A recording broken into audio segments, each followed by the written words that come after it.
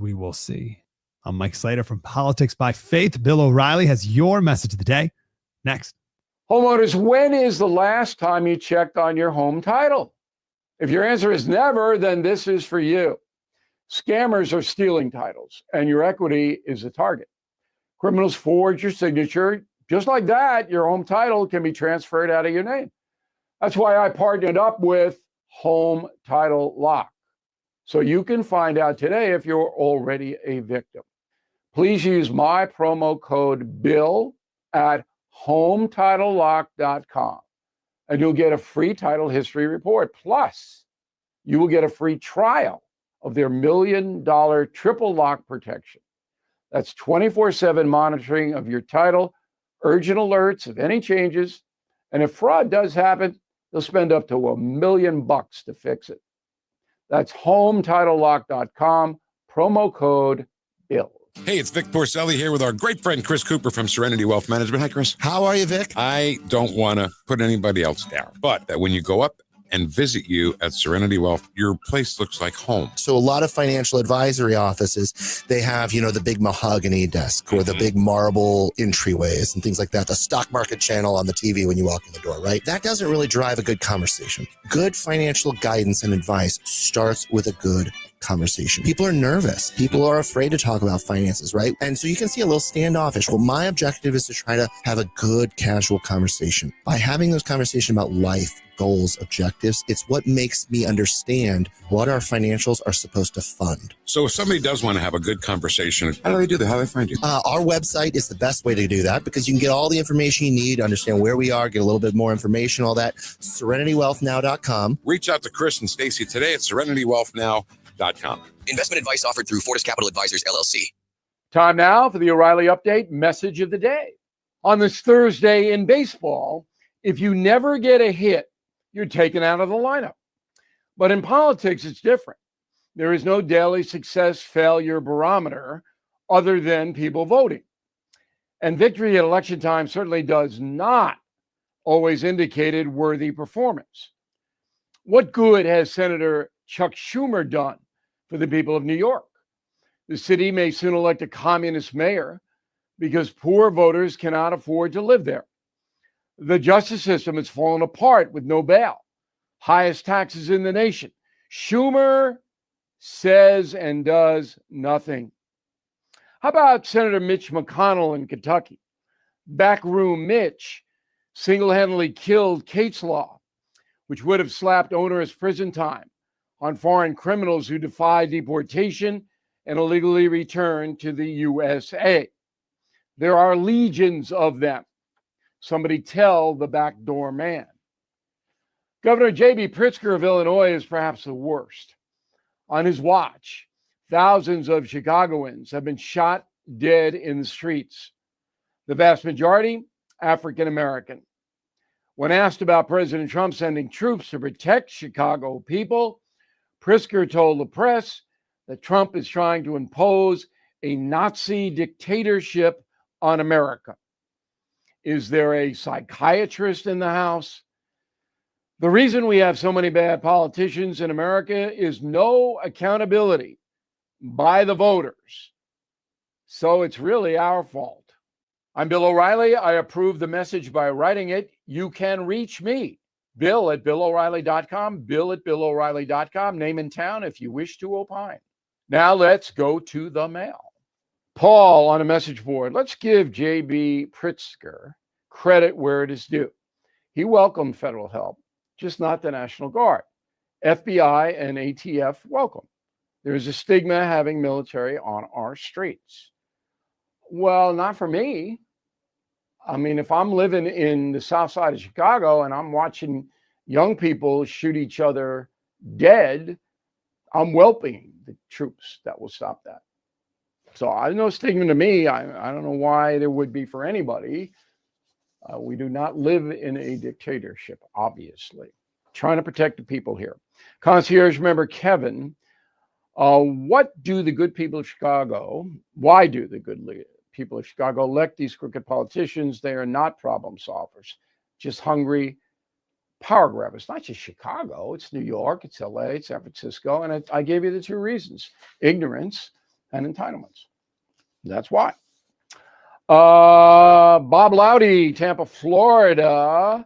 In 1957, President Eisenhower sent the National Guard to Arkansas to enforce the law that was about segregation, and it was no longer a state right. Why can't President Trump do it? Because it was a totally different thing. State of Arkansas was violating federal law. LA and Chicago haven't violated federal law. They refuse to protect their people. There's a difference legally. Frank Woods, Buffalo, New York. What message do you think Modi in India is sending President Trump by meeting with Xi and Putin? That Modi is going to do what he wants. Okay. Let's see how your economy goes. Modi has blood on his hands. India should not be buying Russian oil. That's it. In a moment, something you might not know. Cold and flu season coming on up. We all know it. And it really is nothing to take lightly. So when people start getting sick all across the country, medications disappear. Everybody wants it at the same time. So it's very, very smart to have a pharmacy you can count on, like All Family Pharmacy. Right now, they're helping Americans get ahead of the curve with 10% off antibiotics, antivirals, other essentials. You know how important it is to have the right meds when you get sick, particularly when your kids get sick. You don't want to be going into the doctor's office, spending all the time. You want to have them at your home. So if you have a few months supply, you don't have to worry. And that's what we're doing here. If you believe in medical freedom, okay, and taking care of your family, as I do, this is the pharmacy for you. So please go to allfamilypharmacy.com/Bill. Use code BILL10 to save. Craving the freshest in town? Anthony's Produce is your daily destination for nature's finest. For 28 years, we've been your trusted supplier for everything seasonal. It's homegrown apple season. Choose from many local varieties. Grab some caramel dip or try our made-in-house gourmet caramel apples. Fall decorating? We've got Hardy Mums, corn stalks, straw bales, pumpkins, gourds, Indian corn, and jumbo specialty pumpkins. Perfect for carving or pies. Plus seasoned firewood available for pickup or delivery. Open Monday through Saturday, 7 to 6:30, and Sundays, 8 to 5. On Jungerman Road or at anthonysproduce.com. Dude, this house is perfect. Crumbs everywhere, sticky counters. I've already texted the colony. Sweet. I'll bring my 500 cousins. This'll be the biggest ant rager of the summer. Let's party! Wait, what's that sound? Oh, no, it's those trucks with the green wheels. Party's over, man. Party's over. This is Derek, the owner of All Solutions Pest Control. We'd love to help you out. Give us a call today for a free estimate at 636-486-7888. If a pest-free home is your goal, call All Solutions Pest Control. Now, the O'Reilly Update brings you something you might not know. 68 years ago today, the governor of Arkansas deployed made in St. Louis National for Guard St. in that Louis state to block black students from attending a segregated high school.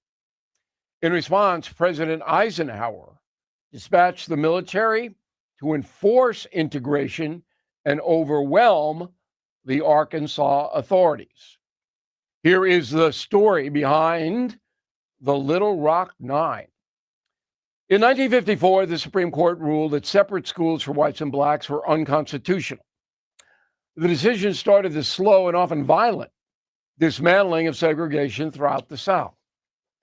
By 1957, Arkansas had already integrated several state universities. But when 9 black students decided to attend an all-white Central High School in Little Rock, protests ensued. On September 4th, Governor Orville Faubus ordered the state's National Guard to surround the school. Video of the 9 black students being heckled, screamed at, spit on, made international news. 3 weeks later, President Eisenhower issued Executive Order 10730, placing the Arkansas National Guard under federal authority and sending 1,000 troops from the 101st Airborne Division to Little Rock. That evening, Eisenhower addressed the nation. The interest of the nation in the proper fulfillment of the law's requirements cannot yield to opposition and demonstrations by some few persons. Mob rule can not be allowed to override the decisions of our courts. The next day, the Little Rock Nine attended Central High School for the first time. Soldiers remain on campus for the next 6 months. And here's something else you might not know. Despite the Supreme Court ruling, segregation in the South persisted. The last public school to bar entry to black students was in Clarksville, Mississippi. It finally admitted African American children in 1969. Back after this. Are you feeling the impact of recent timeshare industry changes? Now more than ever, the costs of timeshare ownership far outweigh the benefits. My friends at Lone Star Transfer are the only company I trust to help you get out. Our listeners' positive feedback demonstrates why I've supported the company for years. For more than a decade, they have helped over 20,000 owners get out of the timeshare. Their exclusive options can help you get out faster and easier, more than any other option in the country. They are the only company that will give you a written guarantee and release you from your timeshare in a specific time frame. With an A+ rating at the Better Business Bureau, thousands of 5-star reviews, customer service is their top priority. For free consultation and a guaranteed solution, please call 855-551-7066. That's 855-551-7066, or go to LoneStarTransfer.com. Thank you for listening to the O'Reilly Update. I am Bill O'Reilly. For more news and honest analysis, please go to BillO'Reilly.com. No spin, just facts, and always looking out for you. This is News Talk STL. KLYHD3 Clayton, K270BW Bellefonte, KNBS Bowling Green. This is News Talk STL at 1019, 94.1, and always streaming at newstalkstl.com.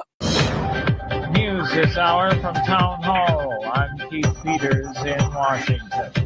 Texas lawmakers have passed a measure that would let state residents sue out-of-state abortion pill providers for as much as $100,000. Correspondent Ben Thomas reports. That would include drug makers, doctors prescribing the pills, and anyone who mails the medication. It's the first legislation of its kind in any state. Supporters hail it as a tool to stop medication abortions, which remain available despite being illegal in Texas. Abortion rights groups deride the measure as a bounty hunter bill, saying it would encourage private citizens to engage in a form of legalized vigilante justice. Governor Greg Abbott is an opponent of abortion and is expected to sign the bill into law. It would take effect in December, though legal challenges are likely. I'm Ben Thomas. Governor Ron DeSantis says Florida deserves another congressional seat. The Republican governor blames the Census Bureau for shortchanging Florida based on the 2020 census numbers. The nation's third most populous state gained only one additional seat for a total of 28 in the House of Representatives. DeSantis argues that an undercount of almost 3.5% missed around 761,000 residents. The once-a-decade census figures are used to divvy up congressional seats among the 50 states in a process known as apportionment. Rich Thomason, Washington. The FBI seized phones, computer equipment, and typed documents from the home of John Bolton as part of an investigation into whether President Trump's first-term national security advisor mishandled government secrets. That's according to court records unsealed Thursday. No charges have been filed. On Wall Street, the Dow up by 350 points. The Nasdaq rose 210. More at townhall.com. Are you having trouble hearing? Hearing loss can devastate the quality of your life. Now, there's an affordable fix for you or your loved one. Rated the best hearing aids of 2025 by Forbes Health, Audion Hearing has the highest quality hearing aids at the lowest prices, starting at just $98 a pair. I actually like them better than my old $5,000 hearing aids. I could not believe how my hearing and life changed. Join over 1 million happy customers by going to audionhearing.com. That's AUDIEN hearing.com. Hi, Rhett Rasmussen of BestHotGrill.com. Step up your grilling game with our Solaire portable infrared grills. Our compact everywhere is a favorite of RVers and trailer pullers. Solaire infrared provides the quick sear for bar marks and texture needed to properly finish sous vide. Use a portable alongside your larger conventional grill to create an instant sear zone and more juicy and flavorful food. Learn more at BestHotGrill.com. Affordable, powerful, portable infrared grills at BestHotGrill.com. From the Michaels Flooring Outlet Weather Center. I'm First Alert 4 Chief Meteorologist Steve Templeton. Friday morning starts off dry, increasing clouds, a low of 64. Not quite as cool in the morning, but it doesn't warm up a whole lot because of the clouds thickening up and turning mostly cloudy to overcast with a chance of rain in the afternoon. A high of 71 on Friday. Scattered showers in the afternoon to the evening. That could impact some Friday night football games. Rain in general is light, not much of any thunder, but still could be wet in some spots Friday in the afternoon and evening. Saturday is going to be dry, though, a high of 75 and mostly sunny. Sunny skies on Sunday with a high of 75. That's the latest from the First Alert 4 Weather Center. I'm Chief Meteorologist Steve Templeton. This hour of News Talk STL is brought to you by Rodney and Jen Wallner and the entire Wallner home selling team at Berkshire Hathaway. Call them today at 314-810-SOLD. 314-810-SOLD. Hey, it's Jamie Ullman here with my good friend Rob Very, St. Louis Bath and Renovation, STLBR.com, and you've got some things with which to wow our people. Are you tired of cleaning on Saturdays? Let us help you out. Zero grout, zero maintenance products for you and your home. And you want to talk to people. Absolutely. You can find us at www.stlbr.com. Send us your info. Book a quick 5-minute phone call with us. We'll see if we're able to help you out. St. Louis Bath and Renovation, supporting free, common sense, conservative radio, STLBR.com. Thanks, Jamie. Are the days of a personal doctor gone? Not at Body of Health Direct Primary Care. I'm Dr. Randy Tobler to share how our design is putting the care back into healthcare. Plain and simple, our members, not insurance companies, get our exclusive focus. That means same or next day appointments, responsive answers to your concerns, and a no-spin, big tool chest approach. It's about time you get serious time devoted to your medical needs. To learn about healthcare the way it ought to be, schedule a discovery call today at bodyofhealth.com. That's bodyofhealth.com. Mike Ferguson in the morning. A big mess or a big win for conservatives? What's going to happen with this special session? We're talking to State Representative Jim Murphy about that. 7:05 on Friday. Morning starting at 5:30 on News Talk STL. This hour of Jones and Arps is brought to you by Stifel. Contact your Stifel financial advisor at stifel.com. That's STIFEL.com. Tim Jones and Chris Arps in the afternoon. The 9 most terrifying words in the English language are, I'm from the government and I'm here to help. The more you remove voting from Election Day, the more opportunity you're offering for people to commit fraud. Are you not entertained?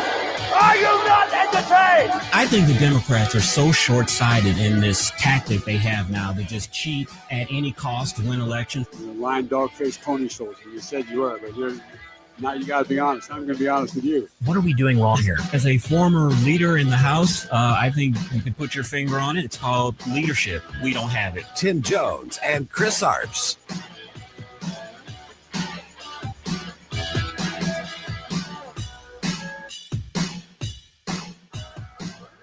Robert F. Kennedy Jr. on Capitol Hill today, defending his leadership as health secretary and continuing his criticisms of the CDC. Secretary Kennedy testified before the Senate Finance Committee today, saying that changes to the CDC were necessary because of how it handled the pandemic.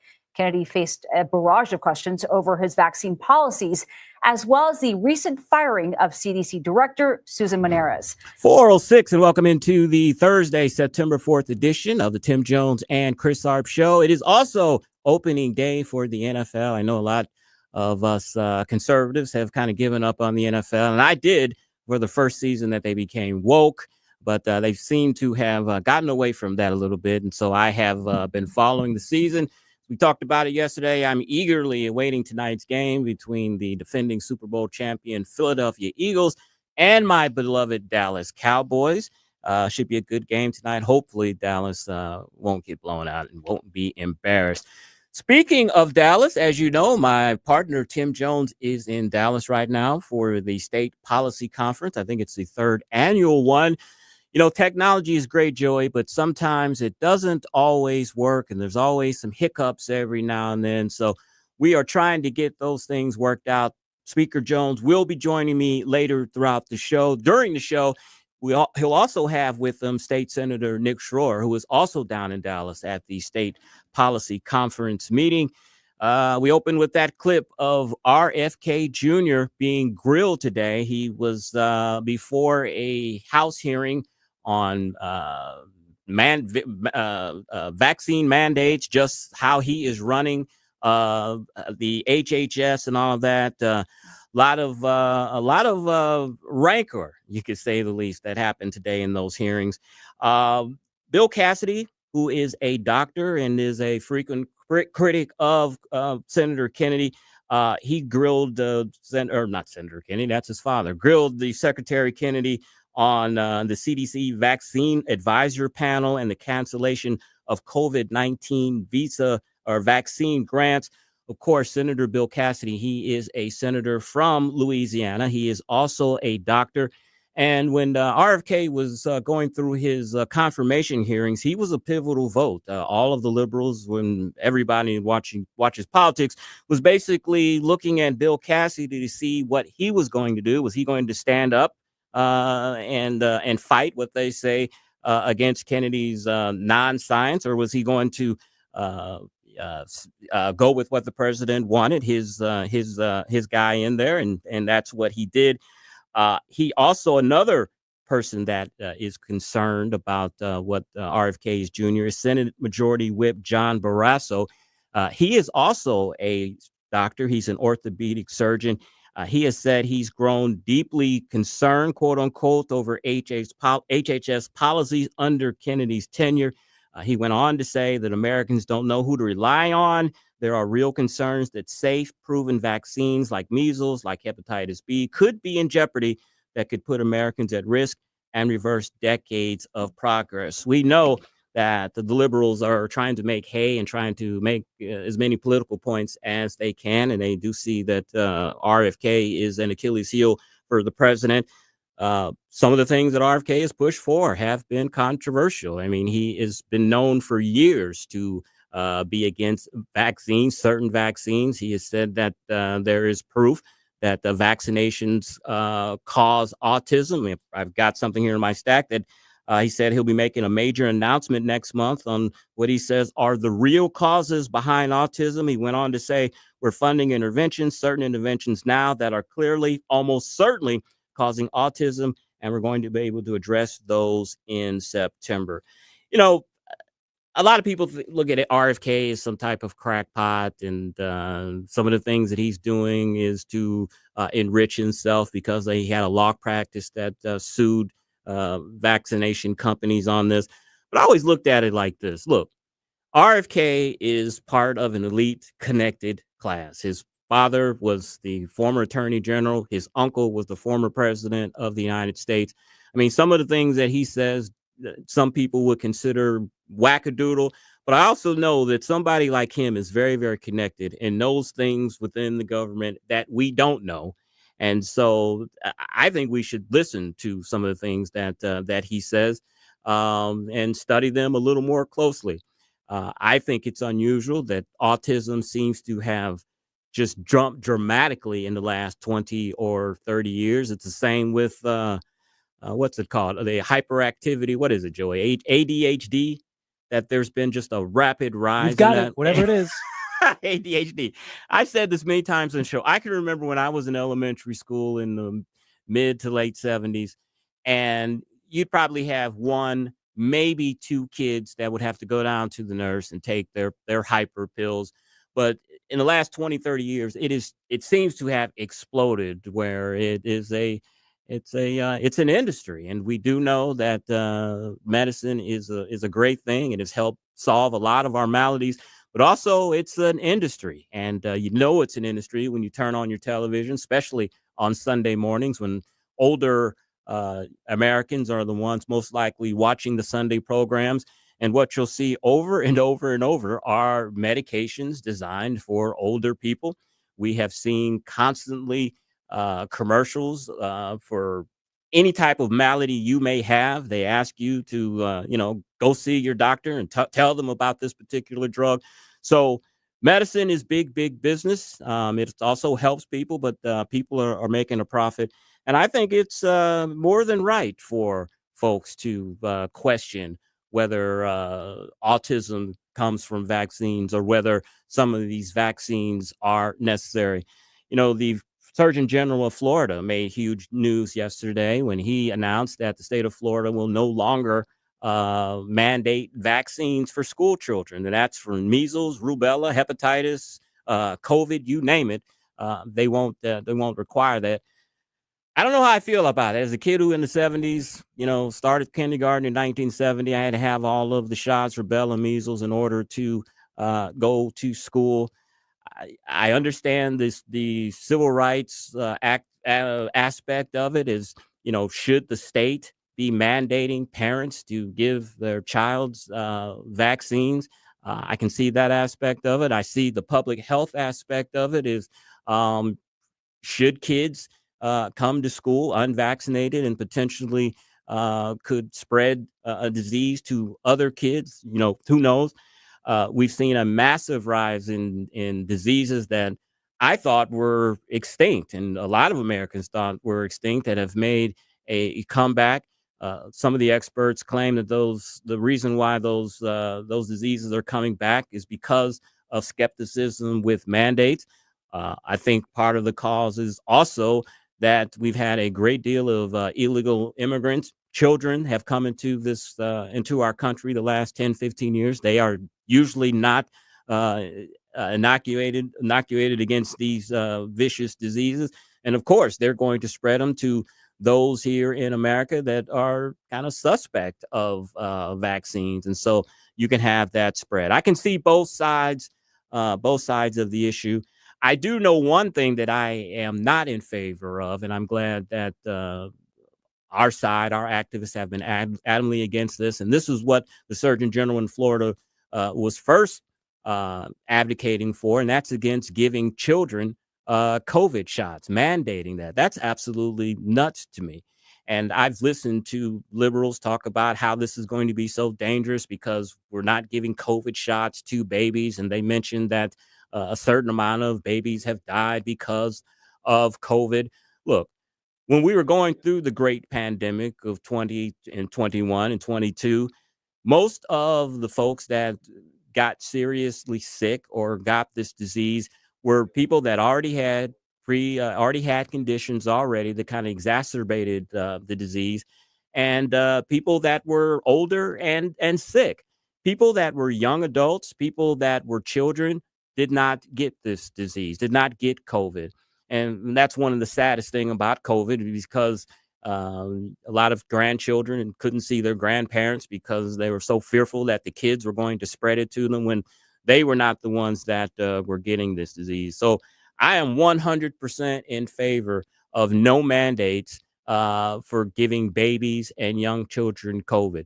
They weren't the ones that were affected by it. It was older citizens and those with premorbidities, I think they call it in medical jargon, were the ones that were suffering. So that is really the big, huge news today is Senator Kennedy what I keep promoting him, Secretary Kennedy, HHS, was before the House today. He was grilled as you would have expected. And I think we have my partner on the line, Speaker Tim Jones. How are you, my friend? Well, doing great, Chris and Joey, but technology, once again, not our friend, but our complete enemy. I'm sitting right here by State Senator Nick Schroer, but he can't talk to you all because we had this whole fancy display set up and everything was working except you guys couldn't hear us, but we could hear you. It was weird. I don't know, but here we are. Excellent. We're still in Dallas. All right. And I think you mentioned yesterday that there was a slight cool down in Dallas today. It's not 170 degrees. No, it's a little cooler. Today it's 100. No, today it's 100 degrees. Okay. Today it's 100 degrees. Yeah. Okay. Yeah. All right. What's the big news going on at the State Policy Conference? Well, we're at the State Freedom Caucus Network. Sorry about that. Today was the directors meeting. So 13 of people like me around the country. We've got 13 states currently in the State Freedom Caucus Network. And we just added 2 states in the last year. We added Oklahoma and we added the blue state of Maryland. So there are freedom caucuses. There's freedom and liberty fighters, even in deep blue states. And we were told today that we're going to be adding 3 more states within the next year. So very exciting. Tonight, the chairman and the vice chairs of all the Freedom Caucuses rolled in. So we've got State Senator Nick Schroer here. We got State Representative Justin Sparks here, the leadership from all the other 12 states. Tonight, we're having an opening reception for the leadership team. And then tomorrow, we will kick things off with all of the legislators from around the country. We're expecting over 100 legislators here, and we'll be having a keynote address on Friday night, I believe, from Tom Homan, and on Saturday night from Governor Ron DeSantis. All right. Sounds like a huge deal. We'll try to get State Senator Nick Schroer on the show. He's there with you. We'll get the microphones, get everything working with him during the show. Tim, the Post-Dispatch today had the proposed Missouri First map on it. I was reading a lot of the comments, and I think most of the criticism, of course, was focused on the 5th District because that is the seat that will likely turn Republican if this seat if this map is passed. And the concerns that people had, and I kind of expressed this yesterday, is that is it unusual for people in urban Kansas City? Will they have the same interests with people in mid-Missouri? Your thoughts to that criticism? Well, they will not only have, if the map passes, and if things do change to the point where we no longer have Emmanuel Cleaver representing that district by himself, but there will now be 3 congresspeople. So Kansas City will go from having representation from 1 Democrat in the minority to having 3 Republicans currently in the majority. So I would argue they're going to be better off with having more representation, with more congressmen, especially if they all remain in the majority. And of course, the Nick Schroer is down there with you, which means Missouri legislature is not in extraordinary session. When does it start back up? I'm assuming Monday. And what should we expect? The House was in session today. Oh, it was. I'm sorry. The House gavelled in yesterday for a technical session, and then they went back into session today for the committees. So right now, as we're sitting here, I believe both the House Redistricting Committee, which is being chaired by Richard West, and the Elections Committee, which is, I can't remember the representative that chairs that. I'd have to look them up real fast. Oh, it's Peggy McGaugh. I'm sorry, it's Peggy McGaugh.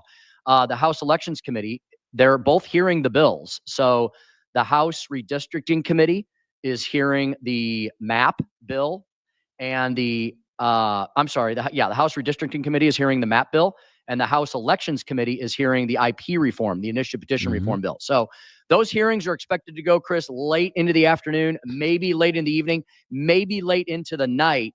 But whatever may happen, I am being assured that Republicans have the votes on both of those committees to vote both of those bills out.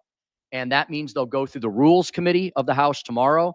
And then next week, yes, the entire House will head into Jefferson City on Monday for a debate on Monday and a perfection of the bill. And then a third read and final passage of the bill is expected on Tuesday, when both of the pieces of legislation will be kicked over to the state Senate, when Nick Schroer and all of his colleagues will go into session on the Senate side, and they will continue the deliberations on both of those pieces of legislation. All right. It's Thursday. Steve Bucci is back. I'm going to give him plenty of time because I got a lot of questions for him. Of course, he's the visiting fellow at the Heritage Foundation. We'll have him coming up at next.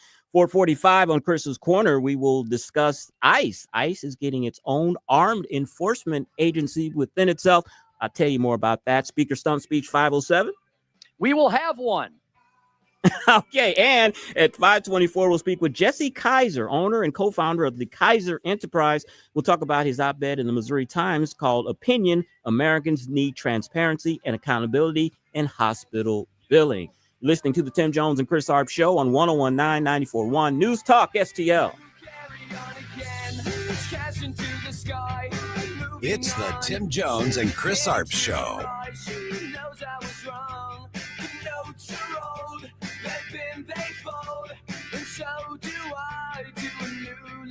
From the Michaels Flooring Outlet Weather Center. I'm First Alert 4 Chief Meteorologist Steve Templeton. Friday morning starts off dry, increasing clouds, a low of 64. Not quite as cool in the morning, but it doesn't warm up a whole lot because of the clouds thickening up and turning mostly cloudy to overcast with a chance of rain in the afternoon. A high of 71 on Friday. Scattered showers in the afternoon to the evening. That could impact some Friday night football games. Rain in general is light, not much of any thunder, but still could be wet in some spots Friday in the afternoon and evening. Saturday is going to be dry, though, a high of 75 and mostly sunny. Sunny skies on Sunday with a high of 75. That's the latest from the First Alert 4 Weather Center. I'm Chief Meteorologist Steve Templeton. Hey, everybody, it's your buddy Todd Showalter from the Right Mind Show, along with my buddy Joey V. And remember, we're not on just Saturdays at 5. Now we're on Sundays at 2. Putting the fun in our dysfunctional world. It's the Right Mind Show with Todd Showalter. You know, when I chose my bank, Royal Banks of Missouri, I didn't want to be just a number on a screen to some big out-of-town bank. I wanted the people to know my name and understand my community. That's why I've been banking with Royal Banks of Missouri for well over 20 years. And Royal Banks of Missouri have been helping families and businesses in the St. Louis area for more than 60 years. They celebrated their 60th anniversary last year. And they're celebrating a milestone in a big way as well. This week, Royal Bank opened their brand new University City headquarters at Olive and McKnight. And that proves that they're bringing their corporate home back where it all began and making that commitment. You know, Royal has 16 convenient locations across the St. Louis area and St. Charles, Illinois, even up in Northeast Missouri. Royal Banks is still locally owned, independent, and they're here to stay. Whether you need everyday banking, commercial financial solutions, you'll find their personalized service is second to none. Take it from me. Visit today, royalbanksofmo.com, royalbanksofmo.com to learn more. Royal Banks, Missouri, member FDIC, equal housing lender. Hey, it's Susie Moore. If new flooring makes you think hassle, think again, because Michael's Flooring is changing the game. For over 30 years, Michael's has been locally owned and trusted for quality, variety, and amazing service. Whether it's carpet, hardwood, laminate, luxury vinyl, or ceramic tile, their expert team makes installing new floors exciting, not stressful. That's why customers keep coming back.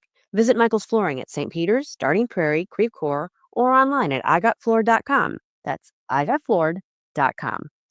Psst. Want to hear the best kept secret in St. Louis? Steph's Pizza. We're not afraid to compare squares. According to our customers, we have the best St. Louis style pizza anywhere, and we can't disagree. Dine in, pick up, or delivery in St. Peter's, St. Charles, Lake St. Louis on Pond Fort Trail, and the original Stephanitas in O'Fallon on Veterans Memorial Parkway. Check us out at steffspizza.com. Steph's Pizza. We're not afraid to compare squares. Join us for the annual St. Louis County Lincoln Reagan Day Dinner on Saturday, September 27th at the River City Casino Hotel Ballroom. Hear from top Missouri state and federal officials, plus special guest federal IRS agent Joseph Ziegler, who played a key role in the Hunter Biden investigation. Enjoy dinner, networking, and a silent auction. For tickets, call Renee Artman at 314-398-6667 or email reneeartman1530@hotmail.com. This Steve Bucci update is brought to you by Hydrodynamics. For all your lawn irrigation, outdoor lighting, drainage, hardscapes, and turf management, online at hydrodynamicscorp.com.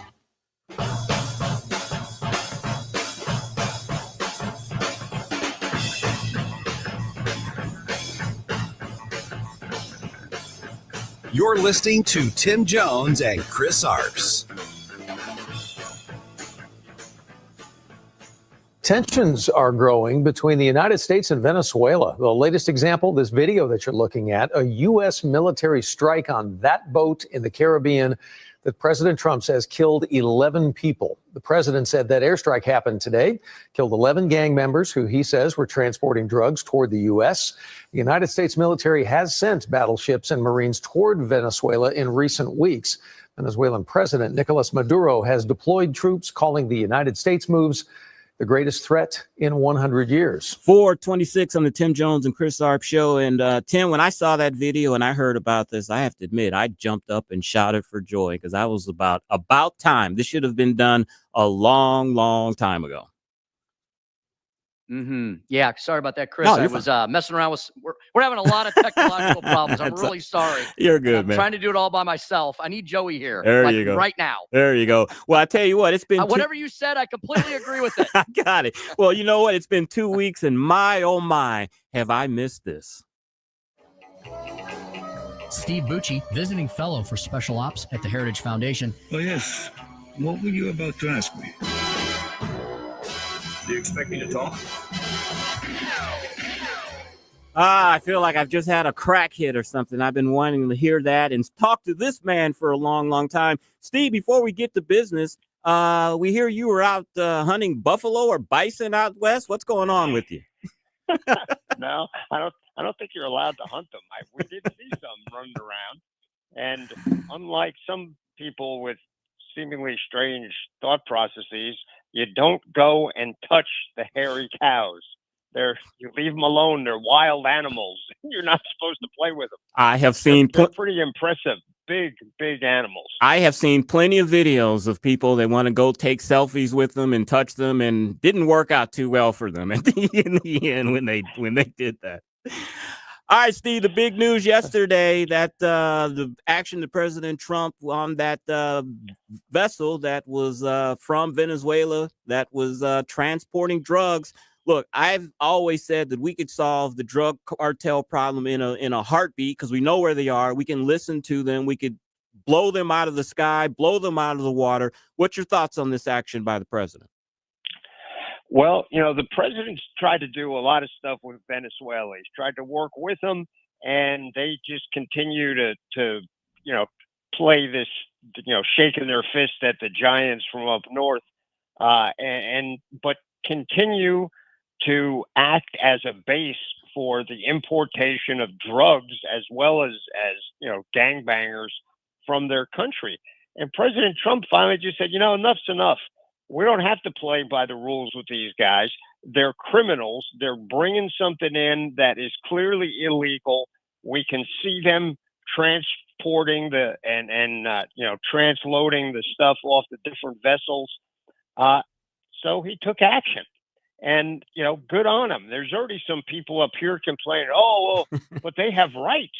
You can't just shoot them. Well, no, they don't. They're not American citizens. They have no protection if they're doing criminal activity on the high seas. They're pirates. And under international law, you can take military action against them. So they did. Big message to the Tren de Agua gangbangers that are in our country as well as in Venezuela, because they shipped some up here, that the gloves are off. They're going to take them out if they come and do this. This was a speedboat. When I was working in the Pentagon, we had issues with these guys bringing up semi-submersibles. They looked like they were in little bitty submarines that just went really, really close to the water, mostly below it. And some of those are hard to see, even if you're on a ship around them. But with our aerial reconnaissance capabilities, I think we can spot these guys. And now we're not going to wait for them to get to our shores. We're going to put them down. And people can complain if they want. The few people who are doing that, the majority of us are just like you. They're clapping and saying, go for it, Mr. President. Protect the country. That's your job. In expanding off that point, Steve, and oh, by the way, Steve, when I was actually out in Montana, I'm sorry, I was out in Wyoming earlier, and everybody we run into, they all call them hairy cows out there. It's very funny. That's the inside joke. Steve, what is the issue? I've only seen some scattered headlines regarding Maduro, right? And he's puffing his chest and doing some saber rattling as well. Is there a connection to the Tren de Aragua situation? Is that totally separate? And whatever the case may be, I mean, what is Maduro doing other than just, I guess, trying to impress his fan base in his home country?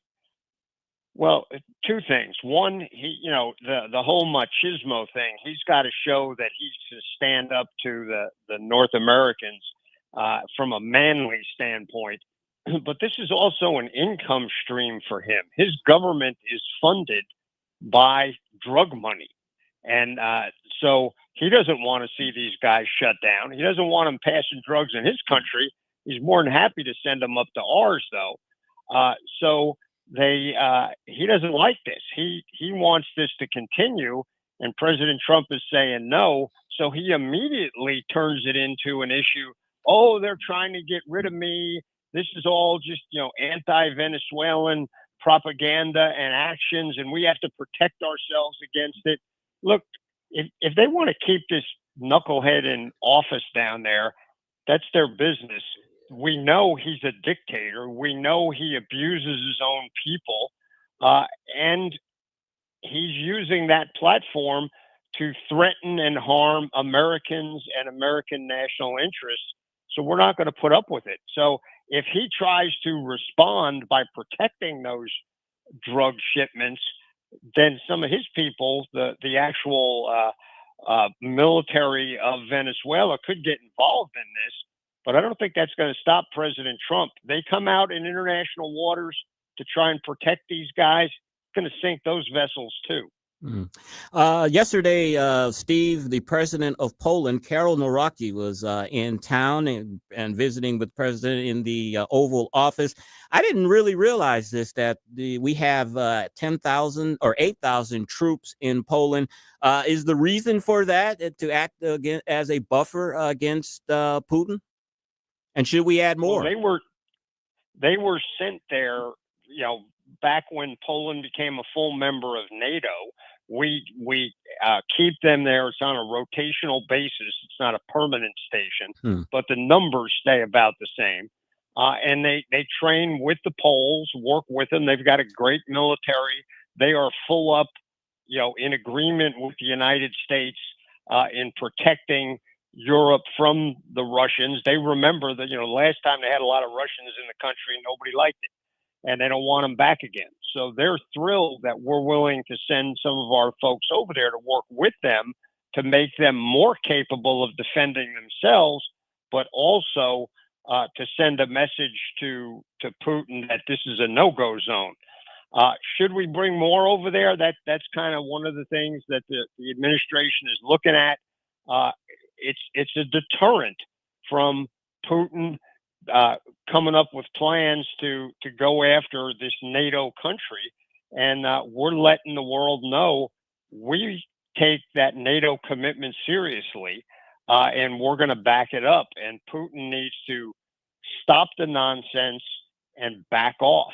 But he doesn't seem to be inclined to do that yet, because he's had so many years of Obama and Biden that he thinks now he can push around Trump too. He doesn't remember the last time Trump was in office, he couldn't push him around. Mm-hmm. And why he's trying to do it now, I'm not sure, but I don't think it's going to work out for him. Steve, following up on Putin and bizarre things that have happened this week, I don't know, did you catch the story where he and Xi were caught in a hot mic moment discussing longevity and immortality, and many believe that they were referring to organ harvesting? So if anybody thought that these two were not bizarre, tyrannical dictators, I think the hot mic moment definitely proved the point, right? Oh, absolutely. Xi, I'm not sure. Xi, Chinese leaders tend to think they're like semi-immortal already. He's not just a communist. He sees himself as literally like one of the old emperors in China. Putin's a thug. He's not some big intellectual. And for him to be talking about this stuff, if I was a poor person, a healthy poor person in Russia, I'd be a little nervous looking over my shoulder. I don't want to get in the wrong line and end up being part of, Putin's replacement parts system for himself, because he clearly wants to stay in office for as long as he can. He's kind of a health nut. He doesn't drink. He doesn't smoke. He, freaked out during COVID, wouldn't let people anywhere near him. I guess he does want to live forever, but the fact that they're talking about that gives you sort of a flavor of the mindset that these guys have. that they want to stay in power forever, even if it means, stuffing other people's parts inside their bodies.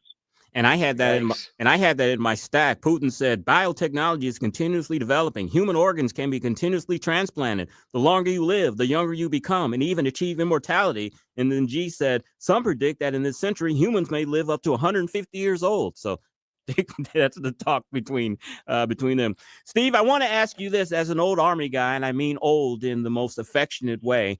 I read today that the Army has canceled its command assessment program, which is a promotion board that factored psychological assessments and potential biases into leadership considerations. Defense Secretary Pete Hegseth wrote on X, "Good riddance." Your thought on that as an old Army guy? Yeah, that was a new sort of program, part of the wokeism that infected the Army and the rest of the military, starting under Obama, but reaching its apex under Biden. And it's detrimental to good order and discipline in military units. It's frankly, it's an Americanized version of what they had in the Soviet Union, where you had a political commissar who was there in military units looking over the commander's shoulder. And if you said anything out of line with the party direction, that this guy who was, not the same rank as a commander, was way below them usually. But one phone call, and that commander would be out in the woods, getting handed or getting a bullet in the back of their head. This is the same with the commitment not to the party doctrine, but to the social doctrine of wokeism and DEI. So this is a good thing. You don't need that. There's a chain of command from commander to the commander above him and all the way up the line back to the SecDef and the president, that if a commander is doing something wrong, if they're breaking the rules, if they are violating regulations and giving illegal orders, there's a system to investigate them and then prosecute them for doing that. You don't need a separate chain of spies within the unit keeping track and assessing the commanders. It's the job of that commander's boss to assess them, not some, psych-trained political commissar. This was a good move, the correct thing to do. Look, there's enough commanders lose their jobs because they're doing things wrong, and they should when they break those rules. But the way they were doing it with that woke command assessment, it was wrong, inappropriate, not the way our military runs. And I would agree with the SecDef. I'm glad to see it go. Mm-hmm. Steve, finally, before we let you go, wondering if you have had a chance to receive the latest updates and information from the Middle East. We have, Chris and I were blessed with a wonderful trip over to Israel, courtesy of our good friends at Newsmax Media. And so we got to see a lot of these things firsthand that people have been debating for the last several years as to what's going on in that part of the world. And what we saw was that the Israelis are trying to do everything they can to clear Hamas out of Gaza, but yet at the same time, take care of the remaining civilian population, mainly the Palestinians that are in that region. Steve, I guess my question is, as this drags onward, is Israel going to be able to clear Hamas completely out, given the massive networks of tunnels there? Or are they just at some point going to have to go to some sort of containment strategy? What say you as to all of this and the status of this conflict? And Steve, I want to add on top of that, could you also talk about Israel considering annexing the West Bank? How will that affect the war over there? Yeah, look, getting rid of a terrorist organization like Hamas in the midst of that big population center is a pretty darn daunting task. We were not able to get rid of all these guys in Iraq when we were there. It's hard to kill an ideology, but Israel has said enough's enough. We cannot continue to live with these guys next door shooting at us and causing all this mayhem all the time. So they're making an effort. They're going to try and get rid of these guys and bring peace to the area while taking care of, as best they can, the civilians who prove themselves to be innocent and not part of the whole Hamas plan. It's a tough lift. It's going to be very difficult to do, but I think it's the smart thing to try and do, and I hope they can get there. Now, annexing the West Bank and Judea and Samaria, that they're going to make it that much harder, because now they're going to have to pacify a whole nother area of trying to clear out the terrorists that are there. Again, not saying it's impossible. It's very difficult. And Israel's going to continue to take grief from the rest of the world while they're doing it. But, Mr. Netanyahu has said enough's enough. We can't put up with it anymore. We got to fix this problem once and for all. I hope they can do it. Steve, I have one quick question for you. This was reported last week while you were out feeding the bison, but U.S. jets scrambled 4 Russian spy planes in 1 week. This was a week or so after the famous Alaskan summit. Was Putin trying to send a message to President Trump and America? Yeah, absolutely. President Putin is trying to put a sharp stick in Trump's eye, trying to get him to back off, trying to get him to do anything that then Putin can claim, yeah, I'm really in charge. This guy, I've got his number just like I had on all those other presidents. And I don't think that's going to work with President Trump. But there's a lot of political theater going on, guys. This whole big parade thing in China, the big summit they just had, all of that is political theater aimed at their own domestic constituencies, their region, and then the rest of the world, and in particular the United States. They're trying to make themselves, all of them, look like they're the big dogs in town. America's a second-rate power now, and they're going to be able to do what they want. They're mistaken. We can still, those guys can march really straight in line, but, I'll go back to the old movie, The Dirty Dozen, when one of the former criminals is pretending to be a general, and he inspects the troops, and then he looks at their colonel and says, "Very pretty, Colonel, but can they fight?" And he's laughing. Mm-hmm. That's Donald Sutherland in his craziest part. But that's what we have to ask. The Chinese look very pretty, but can they fight? We'll only know that when something starts.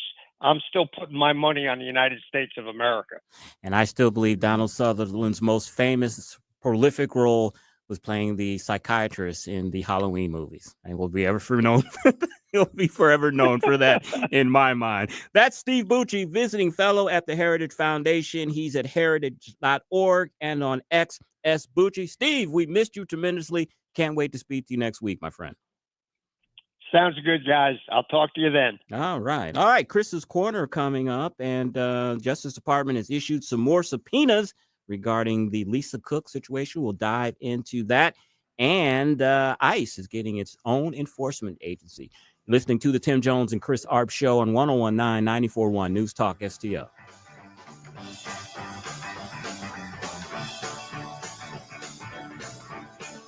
You're listening to Tim Jones and Chris Arps from the Michaels Flooring Outlet Weather Center. I'm First Alert 4 Chief Meteorologist Steve Templeton. Friday morning starts off dry, increasing clouds, a low of 64. Not quite as cool in the morning, but it doesn't warm up a whole lot because of the clouds thickening up and turning mostly cloudy to overcast with a chance of rain in the afternoon. A high of 71 on Friday. Scattered showers in the afternoon to the evening. That could impact some Friday night football games. Rain in general is light, not much of any thunder, but still could be wet in some spots Friday in the afternoon and evening. Saturday is going to be dry, though, a high of 75 and mostly sunny. Sunny skies on Sunday with a high of 75. That's the latest from the First Alert 4 Weather Center. I'm Chief Meteorologist Steve Templeton. If you have a phone, you have a radio. Yes, I listen on my phone. Download the all-new News Talk STL app. Love the all-new News Talk STL app. It is awesome. And listen anytime. Love the News Talk STL app. Anywhere. Larry Connors here, welcoming Tom Shaw Realtors. Nearly 100 years helping folks buy, sell acreage, homes, horse property. Call Tom, 636-432-1922. 432-1922. The Herzog Foundation is the vision of its founder, Stanley Herzog, and it exists to promote quality Christ-centered K-12 education nationwide. Hi, this is Chris Stegall with the Herzog Foundation. We offer a wide variety of resources relevant to today's families, including a free online publication called The Lion. The lion is one of God's most majestic creatures, symbolizing strength and courage. Named for its attributes, the Lion publication carries articles covering a wide range of topics facing American families and culture, especially related to the education of children. The Lion can be found online at readlion.com. That's READ lion.com. Sign up for The Lion at readlion.com and find dozens of must-read articles published every day. Visit readlion.com and subscribe for the weekly and daily digests so you never miss an article. Readlion.com. That's readlion.com. I'm Dr. TJ, owner of the Institute of Natural Health, co-owner of Optimal Nutraceuticals, and the host of Wellness One. Wellness One is designed to cut through the nonsense and provide you common sense science-based information regarding health and wellness. On the show, we discuss topics like thyroid health, gut health, hormone optimization, and many others. Our show airs Saturdays at 10 a.m. and 2 p.m. and Sundays at 11 a.m. and 3 p.m. right here on Newstalk STL. And you can visit us at inhstl.com. That's inhstl.com. Dove season is here, deer season right around the corner. Hunters, get your supplies and your gear from the experts at Whistlepig Outdoors in Troy. Waders, ammo, decoys, they've got the quality you expect from a family that lives the hunting lifestyle themselves. That's whistlepigoutdoors.com. This hour of Jones and Arps is brought to you by Stifel. Contact your Stifel financial advisor at stifel.com. That's STIFEL.com.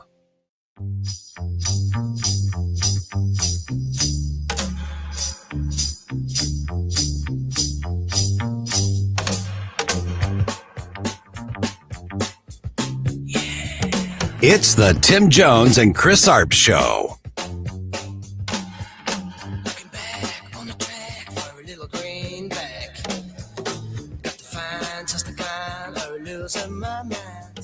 Federal judge has stopped the Trump administration's attempt to cut $2.2 billion in research funding from Harvard University. The Massachusetts judge concluding that Trump used a, quote, anti-Semitism as a smokescreen to block billions in research funding illegally.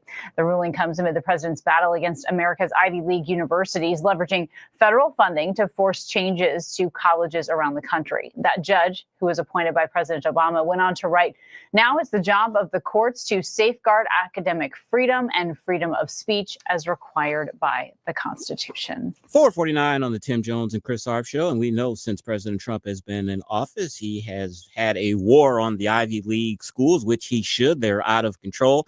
I mentioned yesterday on Chris's Corner that more than 1 out of 5 recently posted job advertisements for faculty positions still ask for some type of statement related to DEI. That's according to a new report. And so it's still going on. And we're going to talk more about this in Chris's Corner. Chris.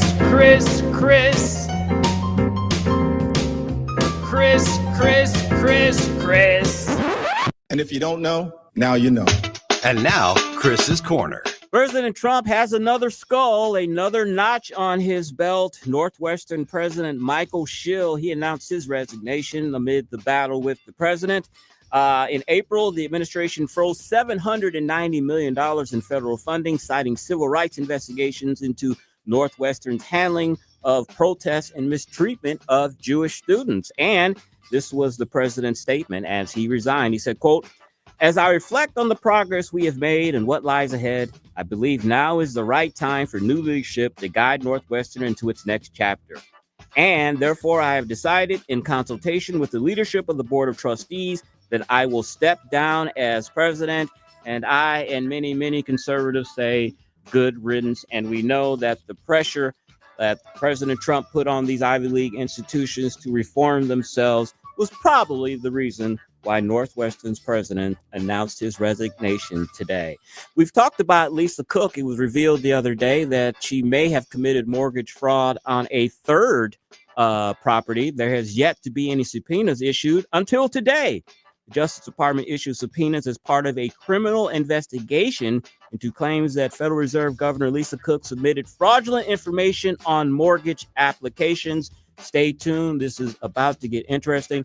The funny thing about this to me is that she has never really gave an explanation on why she has claimed 3 different houses as her permanent residence. You think if these were false allegations that she would want to get that information out as quickly as possible to refute it. She is not. All we keep hearing from her and her lawyers is that the president trying to dismiss her or dismissing her is unfounded and illegal. Well, Louisiana Governor Jeff Landy said he'll take federal help, as did both of his state's GOP senators. Kennedy, JFK, or not John F. Yeah, that is his name. John Kennedy. He told a publication, having the National Guard in a supporting role to free up more cops on the street, I think, would be enormously beneficial. And Bill Cassidy, who is running for re-election this year and is a senator from Louisiana, and who voted to impeach President Trump, said the move, quote, makes our communities safer. But, he had to take the middle of the road kind of approach. He said the National Guard deployment is not a long-term solution. ICE, U.S. Citizenship and Immigration Services, is creating its own armed enforcement body to investigate immigration application fraud and make arrests, according to the Wall Street Journal. Agents who go through training will now be allowed to arrest people for immigration violations or other criminal charges. I thought they would have anyway, and they will carry guns. The move is significant because until now, ICE was explicitly kept separate from immigration enforcement so that immigrants could feel comfortable submitting their personal information to the government and showing up for their interviews. That was the rationale behind it, of course. And D.C. Attorney General Brian Schwab, now check this out, this is incredible, has filed a suit against the Trump administration today, claiming Trump's use of the National Guard infringes on D.C. sovereignty and right to self-governance. You need to go back and look at the Constitution and look at your civics, Mr. Brian Schwab. The United States government, Congress, the president, they're the run that run DC. You do not have a sovereignty and right to self-governance in DC. That's absolutely crazy. And more than 1 out of 5 recently posted job after. Oh, I've already said that. And that's it. Thank you for Chris's Corner. Boy, I went through it too quickly, Joey. Tim, what do you think about that? DC says that they should have sovereignty and the right to self-governance. Somebody needs to go read their Constitution, don't they? Well, you're right, Chris, because that's the problem, because they don't. I mean, that's just the simple answer to the question. And that's not a political response. That's a factual response, right? And so, all this yelling and screaming about rights that always come from the left, they manufacture these rights. The rights are in the Constitution. And as you pointed out, the way in which DC, and we've had this conversation with Zach Smith. We talked to him about this multiple times over the years. And he said, look, whether they like it or not is beside the point. DC was never, ever, ever meant to be its own state. It was set up to be exactly what it still is today, the seat of the federal government. It was supposed to be basically like neutral territory, right? It wasn't supposed to be a politically charged 51st state, which is what the left wants it to be now in 2025 America. Tim, I think we got a little good cop, bad cop going here, because yesterday, we talked about how DC Mayor Bauer said she's going to cooperate with the Trump administration indefinitely on having National Guard and added federal presence in the city in order to stave off crime. And then the following day, you have the AG saying that he's filing a suit claiming Trump's use of the National Guard infringes on their sovereignty. Big good cop, bad cop going on here. That's called having your cake and wanting to eat it too, right? So Muriel Bowser, as she's doing the right thing, look, we gave her credit. We gave her credit yesterday, and we thanked her for acknowledging reality. But on the other hand, Chris, she's got to be careful to protect the left flank of her base if she wants to get reelected, most likely the next go around. So hopefully the people of DC are realizing that her partnering with the federal government, with the Trump administration, is actually good for everyone in Washington, D.C., regardless of your politics. And I've said many, many times, if you ask the residents there in D.C., I would bet you 9 out of 10 of them agree completely with the president's action. It's the activists, it's the politicians, it's the loud voices are the ones that are giving the impression that this is not wanted. But if you live in a crime-ridden neighborhood, you want any type of relief you can get. That's my opinion. All right, Tim, Totally we've got the Speaker Stump Speech coming up. What are we talking about? Yes, I believe Joey has a little clip for us from the very fiery Nigel Farage testimony before Congress yesterday. And we'll talk a little bit about that. But I mainly want to focus on, Chris, what the left and the left-wing media are ignoring. And that's what he said about free speech and how it is under threat all across Europe. And you going to get Schroer on the air with you there, the senator? We're going to continue to work on that. If not, I'm just going to give him the microphone at some point, and I'm going to take a break and let him talk to you all in the next, maybe in the next segment, next hour. There you go. 4:57. You're listening to the Tim Jones and Chris Arps show on 101.9, 94.1 News Talk STL, number one for live and local conservative talk.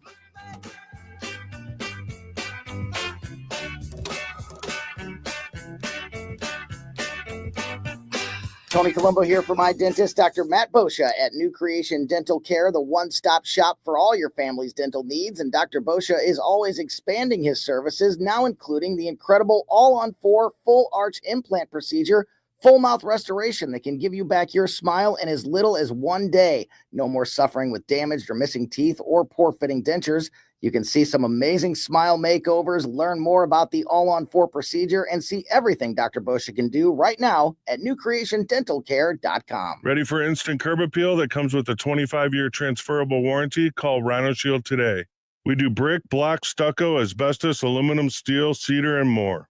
Over the past 20 years, we've done thousands of homes, businesses, churches, schools, condos, parking garages, large metal buildings, and strip malls, from Champaign to the Lake of the Ozarks. We do flat and sloped metal roofs to extend their lives too. Proud to be veteran-owned and manufactured in the good old USA, so we're tariff-free. We're exceeding expectations every day. Evaluations are free. A+ rated with the BBB and a lot of 5-star Google reviews. Call 877-25-RHINO, 877-25-RHINO, or 877-25rhino.com. See what we did there? Genius. Tell them, ladies. Don't hate, don't Rhino. Go Rhino Shield. Never paint your house again. Rhino Shield. Still waking up like you fought a bear in your sleep? Yeah, let's fix that. This Labor Day, starting September 5th, save up to $725 on top brands like Tempur-Pedic, Serta, and Beautyrest, only at Snooze Mattress Company in Chesterfield Valley. Here's the real game changer, Dream Mapping. We scan your pressure points and match you to the perfect mattress. No guesswork, just real comfort, personalized for you. Plus, 0% easy financing and local no-pressure service. Get in here, because if you don't snooze, you lose. KLGY HD3 Clayton, K270BW Bellefontaine, KNBS Bowling Green. This is News Talk STL at 101.9, 94.1, and always streaming at newstalkstl.com. News this hour from Town Hall. I'm Keith Peters in Washington. The District of Columbia is suing to stop President Trump's deployment of the National Guard in Washington. White House correspondent Greg Clugston reports. In a federal lawsuit, the city's attorney general says the surge of troops in the president's law enforcement intervention in D.C. essentially amounts to an involuntary military occupation. Brian Schwab argues that the deployment is an illegal use of the military for domestic law enforcement. The legal action comes after a federal judge in California recently ruled that Donald Trump's deployment of National Guard troops to Los Angeles in June was illegal. Greg Clugston, Washington. Health and Human Services Secretary Robert F. Kennedy Jr. tells the Senate Finance Committee the results of a recent HHS report. The Maha Report assessment, which the White House released in May, was the first government analysis of the key drivers of childhood chronic disease: ultra-processed foods, chemical exposures, physical inactivity, and over-medicalization. Kennedy's actions, including replacing a vaccine advisory panel with skeptics, have drawn criticism from some medical groups. The Justice Department has issued subpoenas as part of an investigation into mortgage fraud allegations against Lisa Cook, who's fighting a Trump administration effort to remove her from her role as a Federal Reserve governor. A person familiar with the matter confirmed that subpoenas have been sent in connection with the probe, which was first reported by the Wall Street Journal. A lawyer for Cook called the investigation an example of prosecutorial overreach and said his client engaged in no fraud. On Wall Street, the Dow up by 350 points, the Nasdaq rose 210, the S&P advanced 53. More at townhall.com. Wesley Financial Group is not a law firm. Hi, I'm Chuck McDowell, the timeshare cancellation guy. In 2011, I founded Wesley Financial Group with one goal in mind, to help honest folks out of their timeshares permanently. Today, I run Wesley with my two sons, a real family business, treating every client and every employee like we'd want our own family treated. That philosophy has helped us grow into the largest, most trusted timeshare cancellation company in the United States. Fortune magazine even recognized us as one of the best places to work. Why? Because we genuinely care. In fact, some of our former clients were so moved by their experience working with us, they joined our team so they could help others to timeshare freedom. If you're stuck in a timeshare, give us a call. Let our family help your family. Call Wesley now for your free timeshare exit kit. 800-822-1716. 800-822-1716. 800-822-1716. From the Michaels Flooring Outlet Weather Center. I'm First Alert 4 Chief Meteorologist Steve Templeton. Friday morning starts off dry, increasing clouds, a low of 64. Not quite as cool in the morning, but it doesn't warm up a whole lot because of the clouds thickening up and turning mostly cloudy to overcast with a chance of rain in the afternoon. A high of 71 on Friday. Scattered showers in the afternoon to the evening. That could impact some Friday night football games. Rain in general is light, not much of any thunder, but still could be wet in some spots Friday in the afternoon and evening. Saturday is going to be dry, though, a high of 75 and mostly sunny. Sunny skies on Sunday with a high of 75. That's the latest from the First Alert 4 Weather Center. I'm Chief Meteorologist Steve Templeton. This hour of News Talk STL brought to you by Chris Cooper and Serenity Wealth Management. Discover little-known strategies that could be the difference between choosing the care you deserve or having someone else decide it for you. Get a free copy of Chris's book at serenityltc.com. Columbo here for my friends at Bluff City Outdoors in Alton. The knowledgeable staff at Bluff City has served the St. Louis outdoor community for decades, and they can take care of all your bow hunting needs, all your trapping needs, all your fishing needs, and more. Plus, while you're there, you can schedule a trip with a local fishing guide and shoot in their archery range. Bluff City Outdoors is open 7 days a week, 1 mile east of Fast Eddie's at 2813 East Broadway in Alton. Follow them on Facebook and at bluffcityoutdoors.com. News Talk STL, the Hammond Institute for Free Enterprise, and the Young America's Foundation welcome Steve Forbes to Lindenwood University for an inspiring evening on how free enterprise and entrepreneurship make America great. Discover how free markets and small business drive innovation, prosperity, and opportunity. Thursday, September 18th at Lindenwood University Scheidegger Center for the Arts. And this in-person event is free. Reserve your tickets now at HammondInstitute.org. Brought to you by Mid-Rivers and West News Magazines. All the information I need on the drive to work. Mike Ferguson in the morning. I keep it on throughout the day, whether it's local, national, or something big that's happening overseas. News, analysis, and opinion. St. Louis is #1 for conservative talk. News Talk STL. Tim Jones and Chris Arps in the afternoon. The 9 most terrifying words in the English language are, I'm from the government and I'm here to help. The more you remove voting from Election Day, the more opportunity you're offering for people to commit fraud. Are you not entertained? Are you not entertained? I think the Democrats are so short-sighted in this tactic they have now to just cheat at any cost to win elections. Lying dog-faced pony soldier. You said you were, but now you got to be honest. I'm going to be honest with you. What are we doing wrong here? As a former leader in the House, I think you can put your finger on it. It's called leadership. We don't have it. Tim Jones and Chris Arps.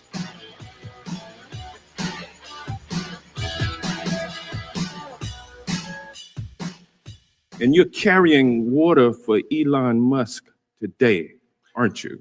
From what I can see, Elon Musk is abusive about me virtually every single week. But it's a free country, so but you never stop trying to ingratiate yourself with him. Wrong. Donald Trump's campaign benefited to the extent of $250 million Number one, I had a public fallout over a political issue with Elon Musk. I can't be bullied by anybody. I haven't changed my mind. Last time I looked, he was being spectacularly rude about me yesterday. That's life. If we believe in free speech, we live with it.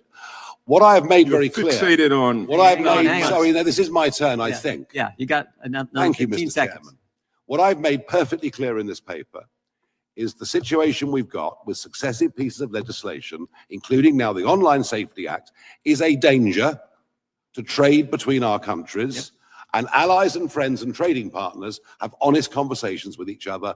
I hope many American companies and politicians have honest conversations with the British government. I've not suggested sanctions at all in any way. 507 on the Tim Jones and Chris Arps show. And Nigel Farage, I think that's how you say his last name, his Conservative Party, Tim, is leading in the polls over there in Great Britain. I read this yesterday, along with conservative leading movements in France and in Germany. The right is on the move there in Europe. Nigel Farage is the head of it. And I'm glad that he shut down Hank Johnson. Hank Johnson is a congressman, if you'll remember, that said, if we put too many boats in the Philippines, will the island tip over? Remember that? Guam's going to tip over. Yeah, remember that genius? Indeed. Nigel Farage is the UK's Trump, and that's why our left-wing liberal commie congressmen don't like him any more than Trump. And Nigel Farage there, Chris, he's more than the canary in the coal mine. He's laying down the facts and the actual realities on the ground in the UK. It's a warning to us here, Chris, that it's a slippery slope when you start when you start letting the government decide content of speech. It is a short road to oppression and to a tyrannical government. And it's happening in the UK. Thank goodness we have the First Amendment here. The amendment that the left would love to destroy the most, that protects us the most every single day. And one thing that has not been getting a lot of attention over here in the United States, last week, Britons rose up and marched against the invasion of their country from Muslims. And they said some expletives about Muslims. And I saw the video of it. They were very proud of it. But you won't hear that here in the United States. They're tired of their country being overrun. You hear the stories that in some parts of London where Sharia law is occurring, they're not allowed to go in those areas. And I've also heard some of those folks saying that, we breed. We have 4 or 5 kids. You're not breeding. In 10 years, Britain will be a brown country, not a white country. So kudos to the Brits for standing up for their country last week. There's a commonality in all this. There's a common denominator in the rise of the right in the European Union and in the UK. And Chris, that's on illegal immigration. Mm-hmm. It's an issue that we don't just talk about here. They're talking about over there. And it has nothing to do with a racist ideology. It has to do with a pride in your country, what your country was founded upon, and not letting an invading force, whether they're doing it through illegal immigration or whether they're doing it through taking up arms. It's the same thing. Mm-hmm. It's attacking your national sovereignty. Well, and Tim, they even had it in Ireland during St. Paddy's Day. You didn't see the Irish flag anywhere. You saw Somalia, all of these Middle Eastern countries, these African countries, and celebrating their cultures on St. Patrick's Day. And a lot of the people over there, they said, this is not a right-left issue. It's not a political issue. It's about preserving our culture and preserving our nationality. As my late father used to say all the time, State Senator Nick Schroer, what do you know good? Your father said that? He used to say that. What do you know good? You say that all the time to people. I am excited because the state is finally going in the right direction. We had a Democrat. Talking about Texas or Missouri? Well, Missouri is going in the right direction, and finally following in Texas's footsteps in redistricting. And we saw today that the Democrats said the quiet part out loud is that the Freedom Caucus is starting to push the Republicans in the right direction in Missouri. We saw that with the 2 issues that the Freedom Caucus was the only group that came out and encouraged Governor Kehoe to bring us back to work to deal with 2 things that we should have got done years ago, which is redistricting, drawing the map the right way, not filibustering and kowtowing to the Democrats to preserve a little tiny perfect seat just for them, Emmanuel Cleaver, the guy who said amen and a women, and to deal with initiative petition reform. So, I have to say, Mark Sharp, the Democrat from Kansas City area, we agree with you. The Republicans are going in the right direction. Finally, And they're listening to the Freedom Caucus, who is listening to We the People. Now, what do you expect, Senator, next week? Are the Democrats going to roll over and just say we don't have the numbers, or you think they're going to try to delay this as long as possible? What do you? I know it's hard to get into a liberal's head and try to predict what they're going to do, but do the best that you can. Well, you can get in there, and there's a lot of room to move around.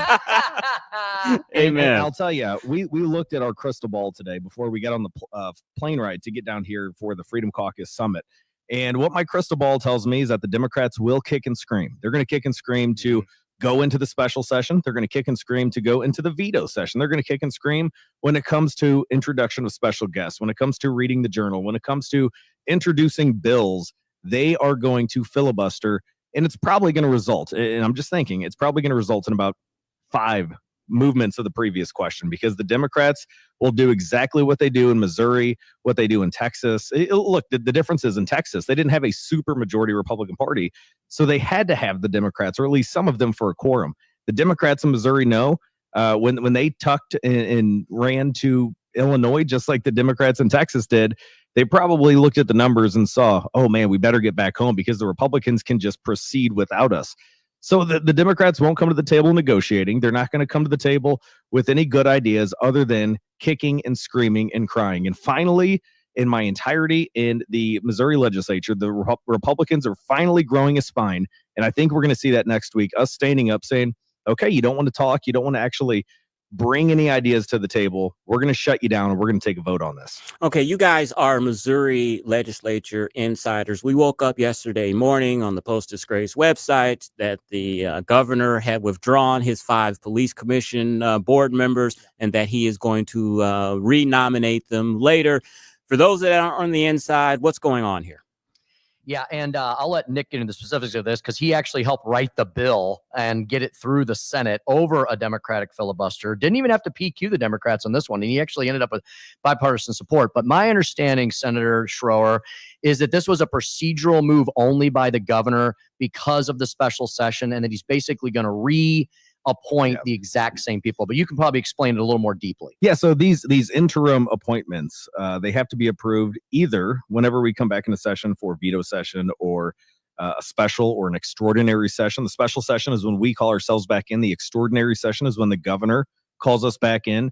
Or if we don't have any of those, so if he reappoints them after this veto session and we don't come back for any other reason, we have until January. And just like I said a second ago, it doesn't matter what we do in this veto/extraordinary session. The Democrats are going to continue to kick and scream and make us move the previous question, make us shut them down.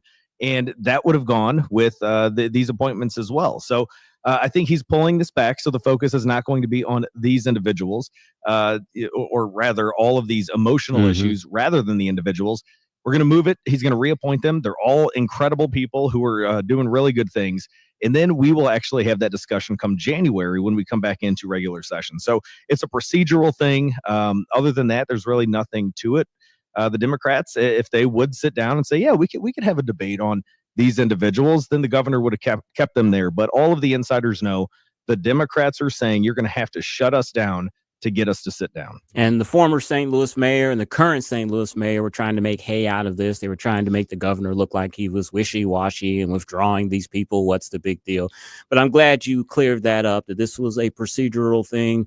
There's nothing wrong with these folks. They're going to be renominated. He just didn't want this to get in the way of the special session, correct? Yeah, we see this from time to time when, there may be an issue with someone that's being appointed. The governor will pull them back.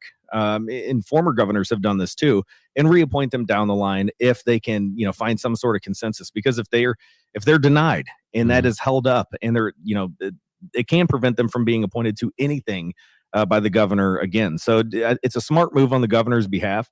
I know to individuals that don't really understand the rules, because it's very convoluted. It's confusing. I had attorneys contacting me saying, "Whoa, wait a second, we're going in the right direction finally." Happening? What's happening? And I had to break it down to them to let them know, look, the focus is going to be on these 2 issues. They're going to get reappointed. It's just a matter of procedure. Tim, you want to chime in on that?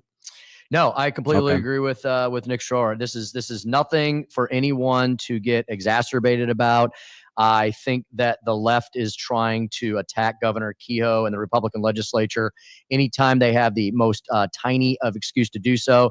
But I'm going to predict right now that the exact same people are going to be renominated.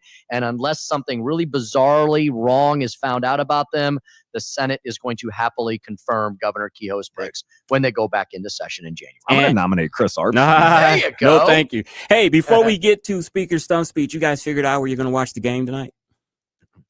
Yeah, so I think we're going to be assembling for perhaps a little card game here at the hotel, and we found a room that has a television in it. So we're going to be hopefully watching the Dallas Cowboys take on the Eagles. Chris, I'll tell you, nobody has any high hopes here in the Big D that Dallas is going to win this first game. But I think people are hoping that after they get past the reigning Super Bowl champs, who look to be absolutely dominant again, that's the Philadelphia Eagles, that maybe they'll have a decent season after tonight's match. You know, I saw some NFL rankings, and actually the Baltimore Ravens are ranked number 1, and the Eagles are ranked number 2. So that's very interesting how that's going to be a great season. All right. How are the St. Louis Cardinals or St. Louis Rams on there? Oh, I'm sorry. I stopped giving a darn about the NFL when Jerry Jones and the rest of those hooligans colluded to pull our team out of there. So go Battlehawks. And it was just strictly greed. They knew that the NFL divides all of the money between the teams, and they know they would add a couple of billion more to the pot. And so that's why they did it. I love the Dallas Cowboys. Not a huge fan of Jerry Jones, but it hurt me that the Dallas Cowboy owner was the one who took our team. Well, Chris, real quick, has the NFL, I know they do this for the past couple of years, putting it in the end zone. Have they ended racism yet? I don't think so. I don't think so. Still working on it. All right. You ready to do some corner, Tim?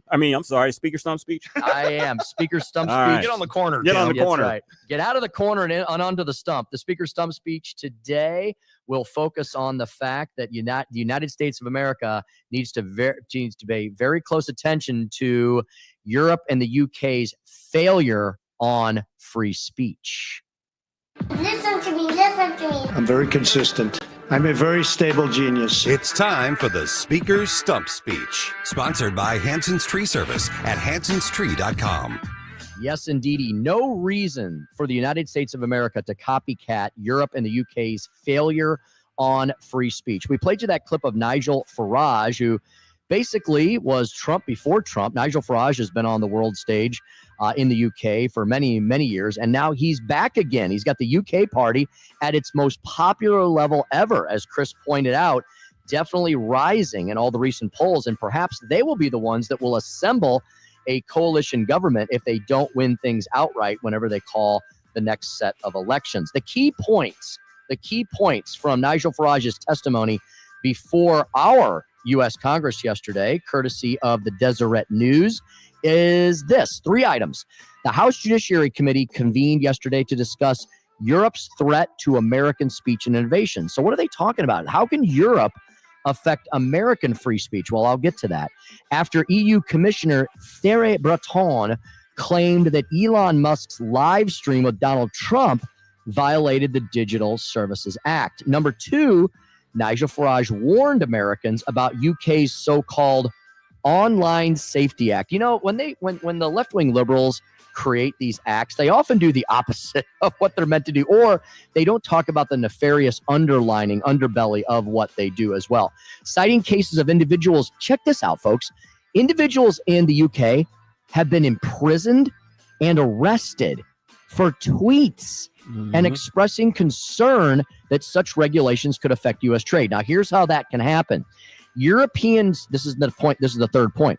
European speech regulations, like the Digital Services Act, extend global reach through, quote, the Brussels effect, forcing U.S. companies to become the EU's global censorship police. So even though the EU, the UK can't have a direct effect on Americans, they can affect our free speech rights by having American companies bending and bowing to their will if they want to do business in the UK or in the European Union. See how that works? You basically use duress. You basically use contractual requirements. You basically use these ridiculous things like the UK's Online Safety Act. Nigel Farage, echoing J.D. Vance's criticism when member of J.D. Vance, the vice president, went over to the UK, went over to Europe earlier this year and scolded them. Nigel Farage basically came over to our shores and said, yeah, J.D. Vance, Donald Trump, Elon Musk, they're all exactly right. Now, may not know, and he basically said, you may not like what they say, but they should have the right to say it. Nigel Farage pointing out that's what the American First Amendment is all about.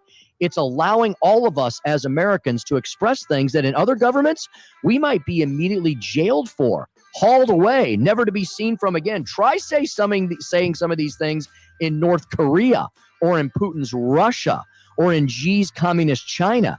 Now, you should not be able to proclaim genocidal speech, right? You should not be able to proclaim speech that actually hurts people. And those things are restricted and limited here in the U.S.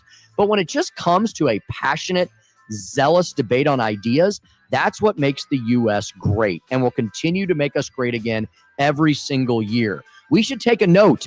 Nigel Farage's warning from a guy on the front lines, warning about what's happening to free speech rights in Europe and the UK, could come to our shores if we allow U.S. companies to bend to their totalitarian will. It's really a shame, isn't it? Western Europe once used to be a place where you had the Renaissance and this free expression of ideas, and now they're all about preventing people from acting, saying, and yes, even thinking what's on their minds. That is a slow but steady drop down to oppression, socialism, communism, and yeah, as we saw in the 20th century, lots of death. And that's a warning that Nigel Farage gave to us Americans yesterday, and that's the Speaker's stump speech for today. And we've heard about British pastors that broke hate speech laws when they talked about homosexuality being wrong or any other thing that goes against the popular culture. That's hate speech. People say that it couldn't come here, but it could. Chris, definitely. There was one final example. Do you remember the case last year? There was a British lady who was protesting abortion, and all she was doing was standing quietly and silently on a street corner in the UK. Yeah. She was arrested and hauled off for that mere expression of opposition to abortion. And it could come here as well. 5:23 coming up. We're going to speak with Jesse Kaiser. He's owner and co-founder of Kaiser Enterprises. We're going to talk about his op-ed in the Missouri Times about Americans need transparency and accountability in hospital billing. We'll have that coming up. Listening to the Tim Jones and Chris Arps show on 101.9 94.1 News Talk STL. It's the Tim Jones and Chris Arps show. But the horns, they blowing that sound. From the Michaels Flooring Outlet Weather Center.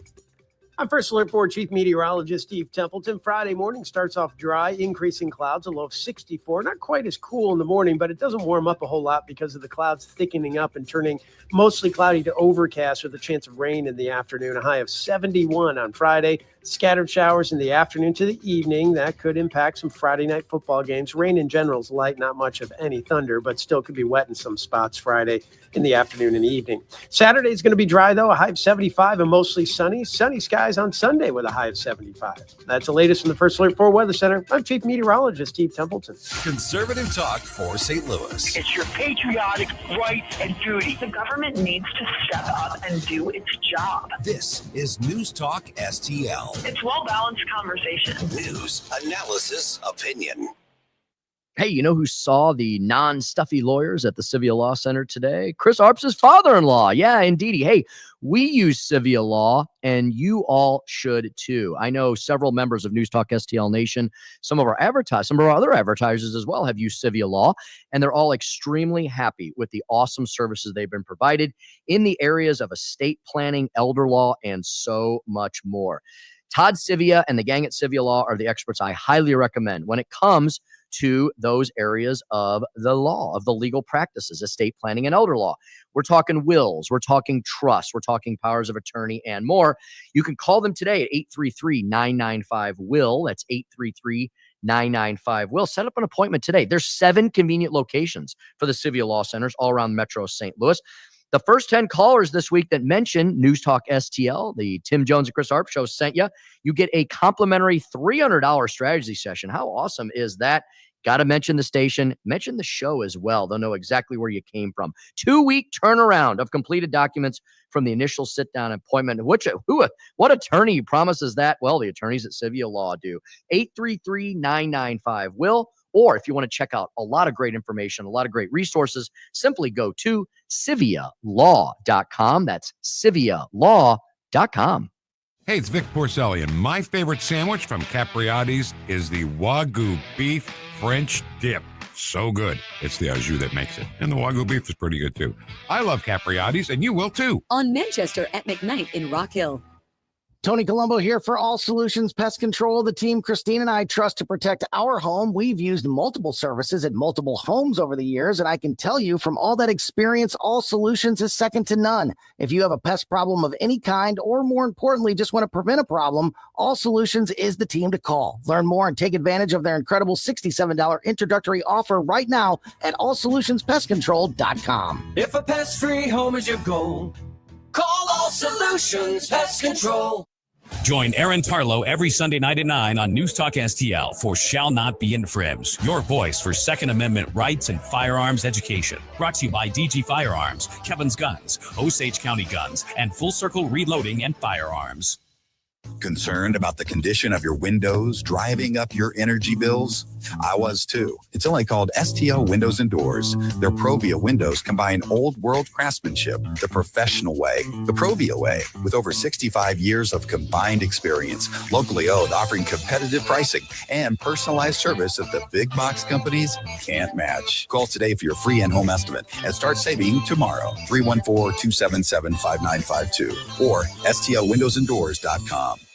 This hour of Jones and Arps is brought to you by Stifel. Contact your Stifel financial advisor at stifel.com. That's STIFEL.com.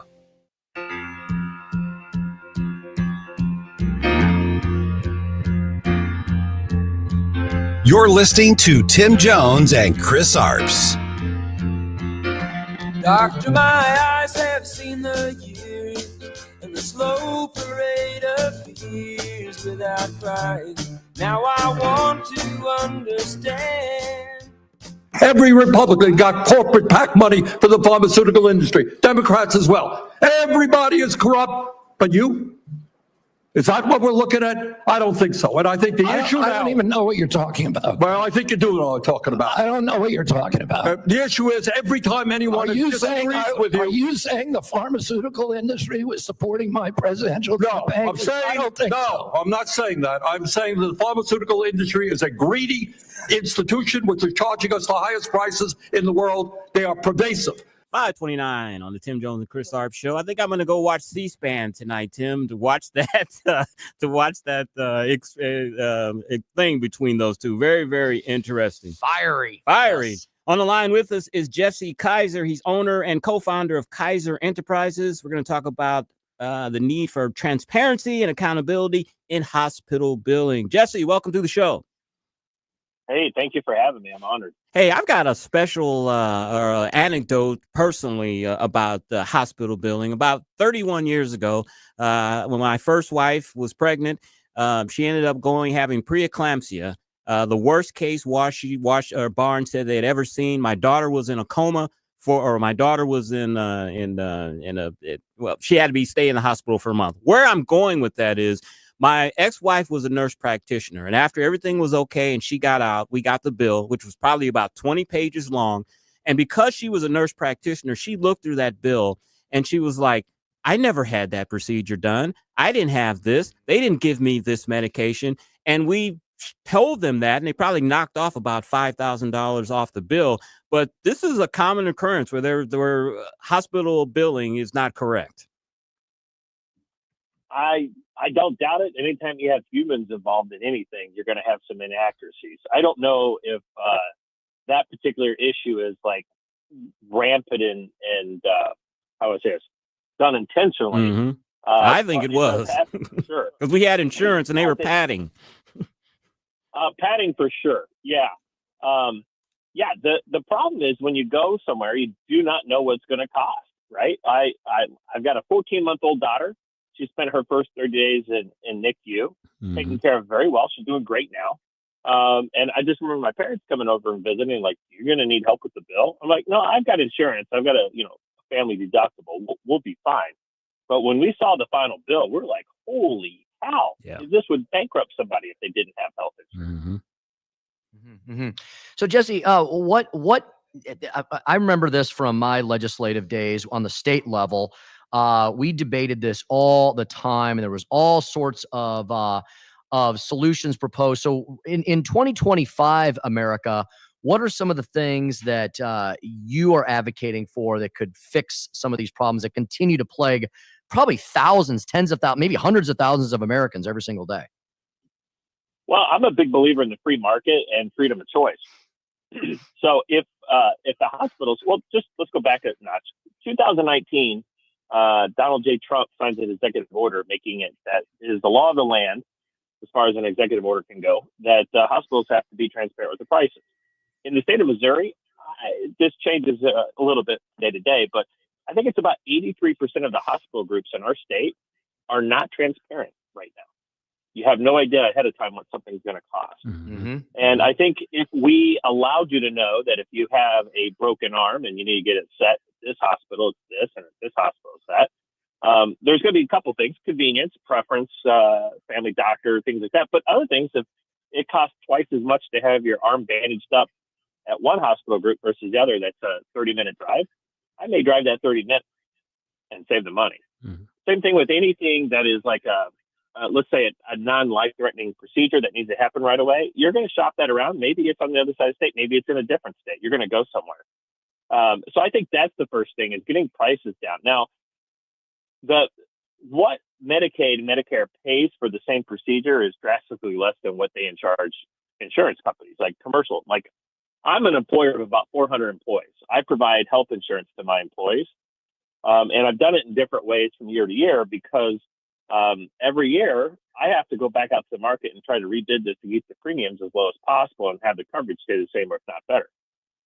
So I've done self-insured insurance programs. I've done traditional commercial insurance programs. I've done it all just to try to keep the cost down. No one knows what anything's going to cost when you go in. So even if I had the world's greatest employees that could choose, I'll just tell you this. So I employ a lot of women. So a lot of women want to be on birth control. There's lots of different forms of birth control. But what's interesting, and I've got 5 states I employ people in the same state, let's say state of Illinois, birth control, the procedure that they do for birth control at one hospital could be 10 times as much as another hospital for basically the same thing. And it's just because that's where they wanted to go, and that's what they did because insurance covered it. They didn't think about what the price was. If they knew the price was different and they knew that would affect their premiums next year because I pay 50% of the premiums, I'm telling you, the general public would pay more attention to what things cost and wouldn't have the attitude like I had where, I've got health insurance. It's okay. Now, I'll be fully transparent. My wife is employed by by somebody else. And so her health insurance is through them. So it made no difference to me and my employees how much we were in NICU because that went on their plan. But I could tell you, if she was on my plan and my little girl was on my plan, that would have impacted my 400 employees just having that NICU stay for 30 days. Speaking with Jesse, go ahead, Jesse. No, I mean, it's outrageous that you don't know what something's going to cost beforehand. It's crazy. Speaking with Jesse Kaiser, owner and co-founder of Kaiser Enterprises. He's a franchisee of a bunch of different brands like OxyFresh, Sports Clip, and Waxing the City. Jesse, you've argued that site-neutral payments are at the heart of the solution. How would this reform change the incentives for hospitals? Well, they're going to have to be competitive, right? And I don't think that they would be sticking you with as many padding situations as you talk about when you got your final bill. And another hospital group said, well, if you would have came here, we wouldn't have charged you, right? Most people have more than one kid. So if you have a bad experience at one hospital group and you're like, I got jacked with all these bills I didn't understand. And the other hospital group's like, here's a flat rate. This would have cost for a C-section and 3-night stay or 4-night stay in a hospital. And if you knew that, you'd shop around yourself. But no one knows that. Jesse, are we talking about the need for legislation on the state level, on the federal level or both? And I'm just wondering, there's a lot of things we don't want the federal government to do, but I would think that fairness and equality in pricing and transparency would be something that would be good for all Americans. So I'm wondering if there's a one size fits all federal type of proposal for this, or whether each state is going to have to tackle it separately and independently. Well, there's a million ways that you can skin this cat, right, and get costs down. I've heard for years arguments about tort reform. If the hospital groups weren't worried about getting sued every day, they probably wouldn't have you do as much testing to rule out things so it didn't come back and bite them in the butt later. I think that's one way. But I think if you want to make a change right away, you get it so everything's pricing is transparent and let the market decide where people go. A hospital with empty beds makes no money, right? So if they're overcharging and not giving a great service, they're going to have fewer beds occupied in the hospital group down the road. So I really feel like the open market, the fair market, the capital market is going to dictate and fix these things the quickest. Now, I'd love to see that at the federal level, because what that would do then, since we're in St. Louis, might cross the river and find a better deal over in Illinois, right? But if they're not able to do it at the federal level right now, then I would be happy with Missouri doing this at the state level and mandating all hospital groups have to publish transparent pricing. Jesse, in your op-ed in the Missouri Times, Americans need transparency and accountability in hospital billing. You describe how hospital systems inflate costs by acquiring physician practices and reclassifying routine services. Could you walk us through a real-world example of how that looks on a bill? How it looks on a bill? Mm-hmm. Well, it could be different in every situation. But here's what's interesting about that situation. As hospital groups, and I'm not anti-hospital group, I just want to be really clear. I just want transparency. But what they're doing, and there's kind of a need for it too, because of the Affordable Care Act, it's put a lot of burden on physicians to stay up to date on all the requirements for Affordable Care Act, to the point where they're like, hey, I went to medical school to practice medicine, not run a business, so to speak. But what's happening is with the hospital groups buying up all the local practices, it gives you less opportunity for competition. So it's not going to allow the prices to drive down to a more affordable price, if that makes sense, right? So if you're in a small community and there's like 15 doctors, private practices, and now there's only 5, and the other 10 are now with the hospital group, you've got fewer choices to shop around and get the best deal. Jesse, one of the other problems that you point out in your op-ed piece is the rise of the corporate hospital system. And again, nothing against the hospitals and the great people that work there, but we see this in a lot of different industries, don't we, Jesse, where when there's less competition, when the bigs end up gobbling up all the littles and the mid-sizes, then it seems like consumers, patients, clients, that they're the ones who suffer, right? The everyday Joe and Jane American. You point out that the number of corporate hospital system-owned doctors' offices is rapidly rising to the point that the share of physician practices acquired by hospitals rose 72% in 8 years between 2008 and 2016. So this is a real issue, isn't it? That you're talking about Affordable Care Act years, right? Yeah. Okay. Yes. Yeah. It's exactly. So if we want to unwind that onion or whatever, let's get rid of some of those mandates, or let's make them so they're more achievable. The whole digitalization, I remember that in 2008, that was a nightmare for a lot of doctors to digitize every single thing that they ever had. So in theory, it makes great sense. I'm not against it, but I don't think it was implemented right. Just like the Obamacare website, it crashed. It wasn't set up for success from the get-go. So there's a million different ways that we could get the cost down. Sunlight is the best disinfectant. And I believe if we can get pricing to be transparent, the hospital groups, whether they're small or large, they're going to have to figure out how to be more competitive. And that may mean that they're doing less tests that are just 1 out of a million chance that you might have this. We really think 99% it's this. So we're going to test for that. If you'd like to have that other test, this is what it's going to cost to have that test. That's the opportunity that I want to see happen, is where the patient has more choices with the doctor. Jesse, one of the solutions that you've argued for in your article was site neutral payments. Explain that to us. What is that? Site neutral payments. You got me on that one right at this moment. But what I want to say about site neutral payments and everything else associated with that is, let's go back to Medicaid, Medicare. Okay. Right. Hospital groups take those patients at a loss. It's understandable. Do you know the difference between Medicaid, Medicare payments and on average what Missouri is charging for commercial insurance for the same procedures? 426 times more. Wow. Or 426% more. Sorry. Look, hospital groups need to make money. I'm a capitalist. I want people to be profitable. I want doctors to make good money. I want everyone to make good money. Okay. The numbers show around 125% of what Medicaid, Medicare pays will get you at break even for the hospital group, if that makes sense. So yes, they're going to have to charge more than what the government pays for Medicaid, Medicare patients, but it doesn't have to be such a drastic difference. And that's really where the neutral part comes from. It's like, why are commercial insurance programs having to subsidize so much more when they really don't have to? Tim? Yeah, Jesse, transparency in healthcare definitely seems like it would go a long way towards, fixing our healthcare and our health insurance system. What other items would you like to suggest that state legislatures or maybe even our federal officials look at? Right now I'm focused on the transparency because I do feel like this is the gateway to getting everything else moving in the right direction. And I think it's the easiest thing. I had one hospital group say it was going to be like $150,000 to set up this transparency on their website and then $50,000 a year to maintain. That sounds like a lot of money to me and you, but I don't think that's a whole lot of money to most hospital groups.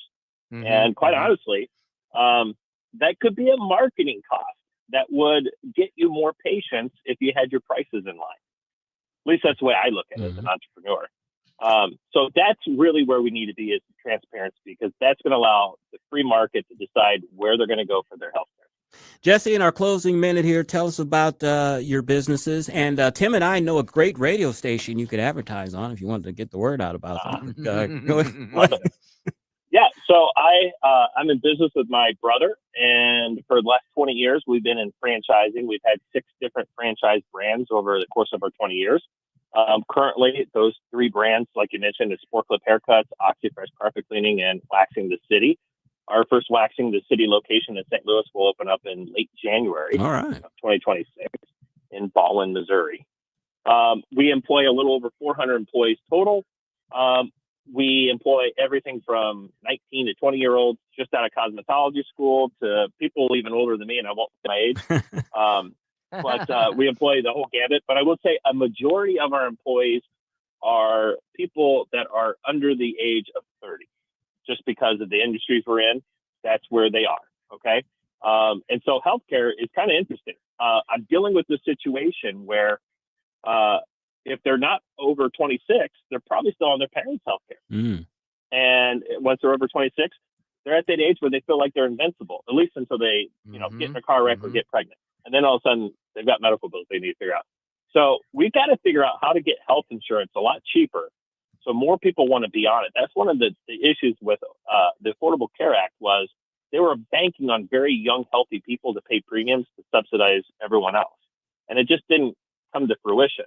Now, I will tell you that if you could get a healthcare premium down to, well, just to give you an example, I'm going to give away my age, but in 1998, I graduated college and the job I had didn't offer insurance. And my dad was like, do you know how much health insurance is? Now, he was paying for a whole family, right? A 22-year-old man, I was like, and this is 1998 numbers, I was paying $37.85 a month for full coverage healthcare. And the reason it was so cheap was because guys back then, at least, didn't have babies. And so you didn't have to worry about childcare costs, birthing and everything else. So being a guy in 1998 at the age of 22, being healthy, health insurance was really cheap. it was super cheap compared to what it is now. And we've been So we just got to figure out how do we right size so the hospitals aren't billing the insurance companies so much that the premiums can be lower. And we've been speaking with Jesse Kaiser, owner and co-founder of Kaiser Enterprises, about his editorial in the Missouri Times about the need for transparency and accountability in hospital billing. Jesse, thank you so much for your time and for enlightening our audience. We appreciate it. Yeah, thank you for having me. I appreciate it. Excellent. All right, 5:46.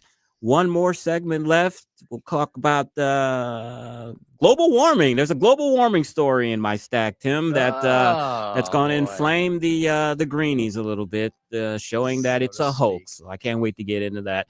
All right, you're listening to the Tim Jones and Chris Arps Show on 101.9, 94.1 News Talk STL. Doctor, my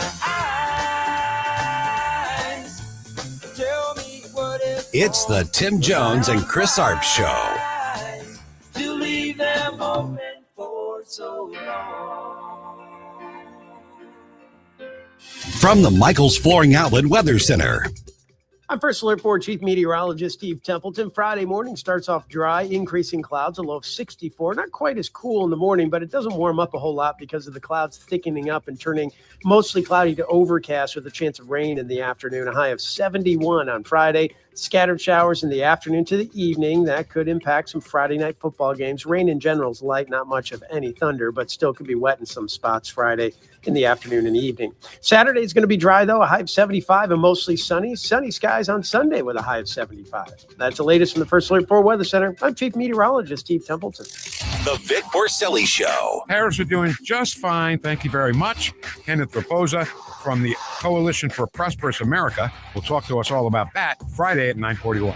Weekday mornings at 9 on News Talk STL.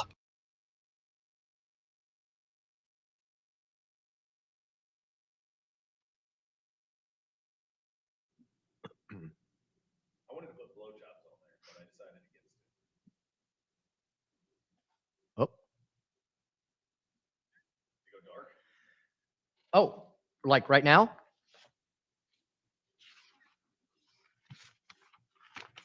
Hey, Columbo here for Rockwood Charcoal. Rockwood is made from 100% pure Missouri oak and hickory, so you're cooking with the best and supporting local industry and a local business all at once. There's over 100 area Rockwood retailers. Find yours at rockwoodcharcoal.com.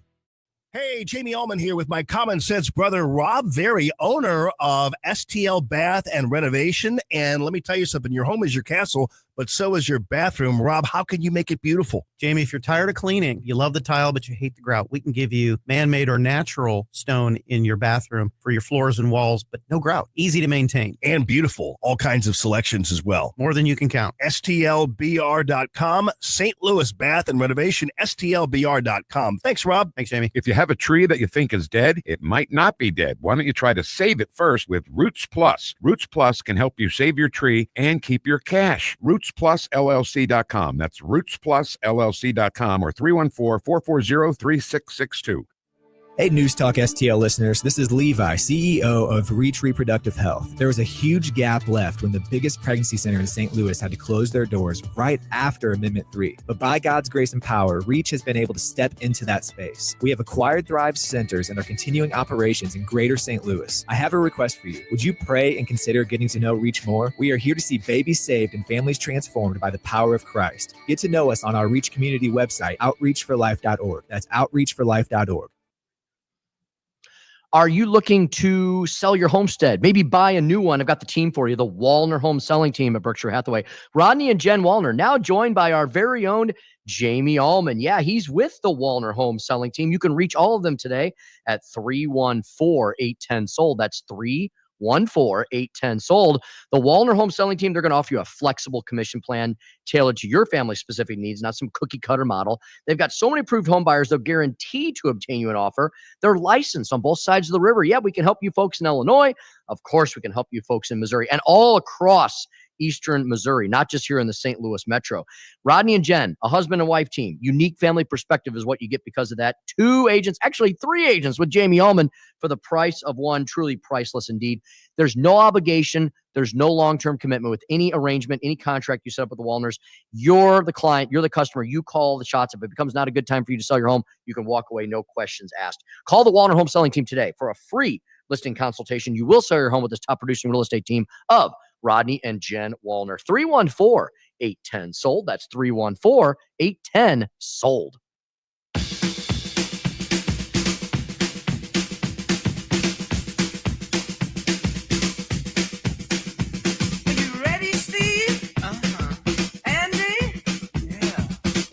Dropping truth bombs and making you think.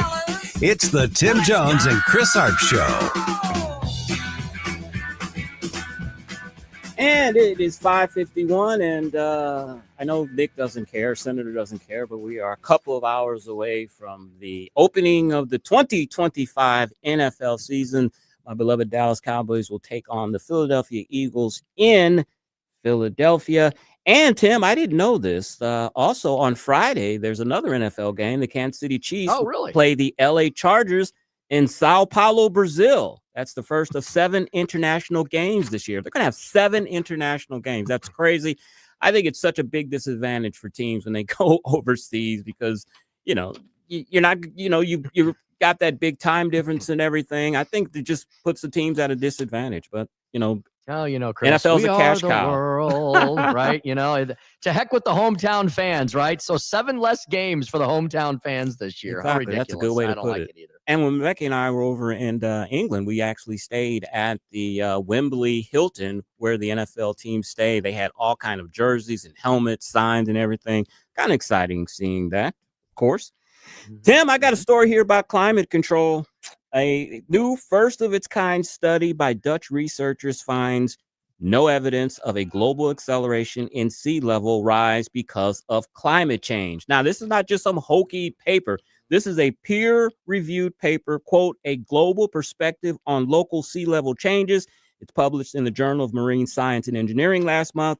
It is the first study to be based, and this is what makes it interesting. It is the first study to be based on local data taken from coastal sites around the world rather than on models based on extrapolations. I guess that's the word. So instead of doing models and computers, they actually went and did the science and actually and measured this stuff around the world instead of using computer models. Who would have figured?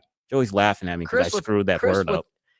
Well, Chris, with all this science you and I have been reporting about apparently the green new energy scam, we're just making the left-wing liberal green energy heads explode, right? We had the story a week or two ago about the fact that the Arctic ice is actually increasing, not decreasing. And as you point out, instead of just walking outside and going, oh man, it's so hot today, global warming, the end of the planet as we know it, we're actually talking about scientific peer-reviewed studies. Joey, can you tell me how do I say that word? Is it extrapolation? How'd you say it? Extrapolations. Wow. Extrapolations. Wow, Yes. I thought I was halfway educated. Thank you, Joy, for helping with that. To further go on, it says the study, which was conducted as an analysis of more than 200 tide gauge stations worldwide, cuts against the long-standing belief among climate scientists that climate change is leading to rapidly accelerating levels of the sea. Research conducted by Dutch researchers found that the average rating of sea level rise in 2020 is only around 1.5 millimeters per year or 15 centimeters per century, Tim. So this is significantly lower than the 3 to 4 millimeters a year, often reported by climate scientists in scientific literature and the media. We've talked about this. You remember that Anglia University that was supposed to be the preeminent study of global warming? And how WikiLeaks tapped into their computers and found that they were manipulating the data and it was all BS. That stuff has been buried. We don't ever see it anymore. Mm-hmm. That's very true. And so therefore, Chris, it's studies for me, but not for thee, right? And so look, I am a huge proponent of protecting and preserving the planet, but I do not believe this junk science that says all of the world's problems are due to mankind, and therefore we should depopulate the planet and all go off and die. Hey, I've got a presidential trivia question for you. Oh, okay, I'm ready. Who was the first future president to be born in a hospital? Ooh, take a guess on that. So The first president to be born in a hospital. We got to go pretty far back, don't we? Maybe not. Maybe That's not. all I'm going to Maybe give not. you. I'm just going to throw out a random one. Right. How about Teddy Roosevelt? Am I too early? Too early. Jimmy Carter was the first president. No way. Yes. That late. He was born, and this was kind of weird. He was born in, quote, Y Sanitarium. That's where he was born, in Plains, Georgia. And his mother, Lillian Carter, worked as a nurse there. So Jimmy Carter, first president to be born in a hospital. And here's something that's kind of... What year was that? Was that the 19... He was pretty old, right? So he was 100 years old when he died. So what? So it was 1920 something? 1920, something like that when he died. Well, that's pretty amazing. Okay. Yeah, and a morning poll in the Wall Street Journal showed 75% of Americans see little hope for improving their economic status. That's a 35-year high. Almost 70% said the American dream is dead. A 15-year high. Where does this come from, do you think?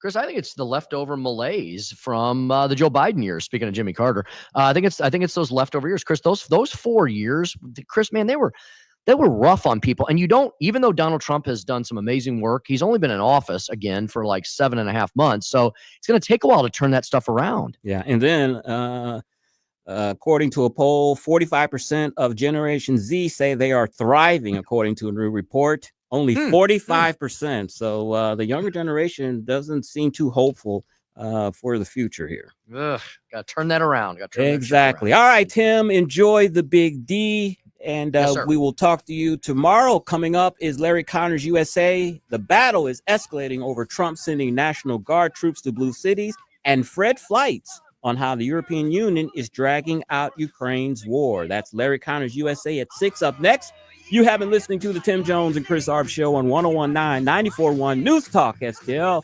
Drive safe and have a great evening.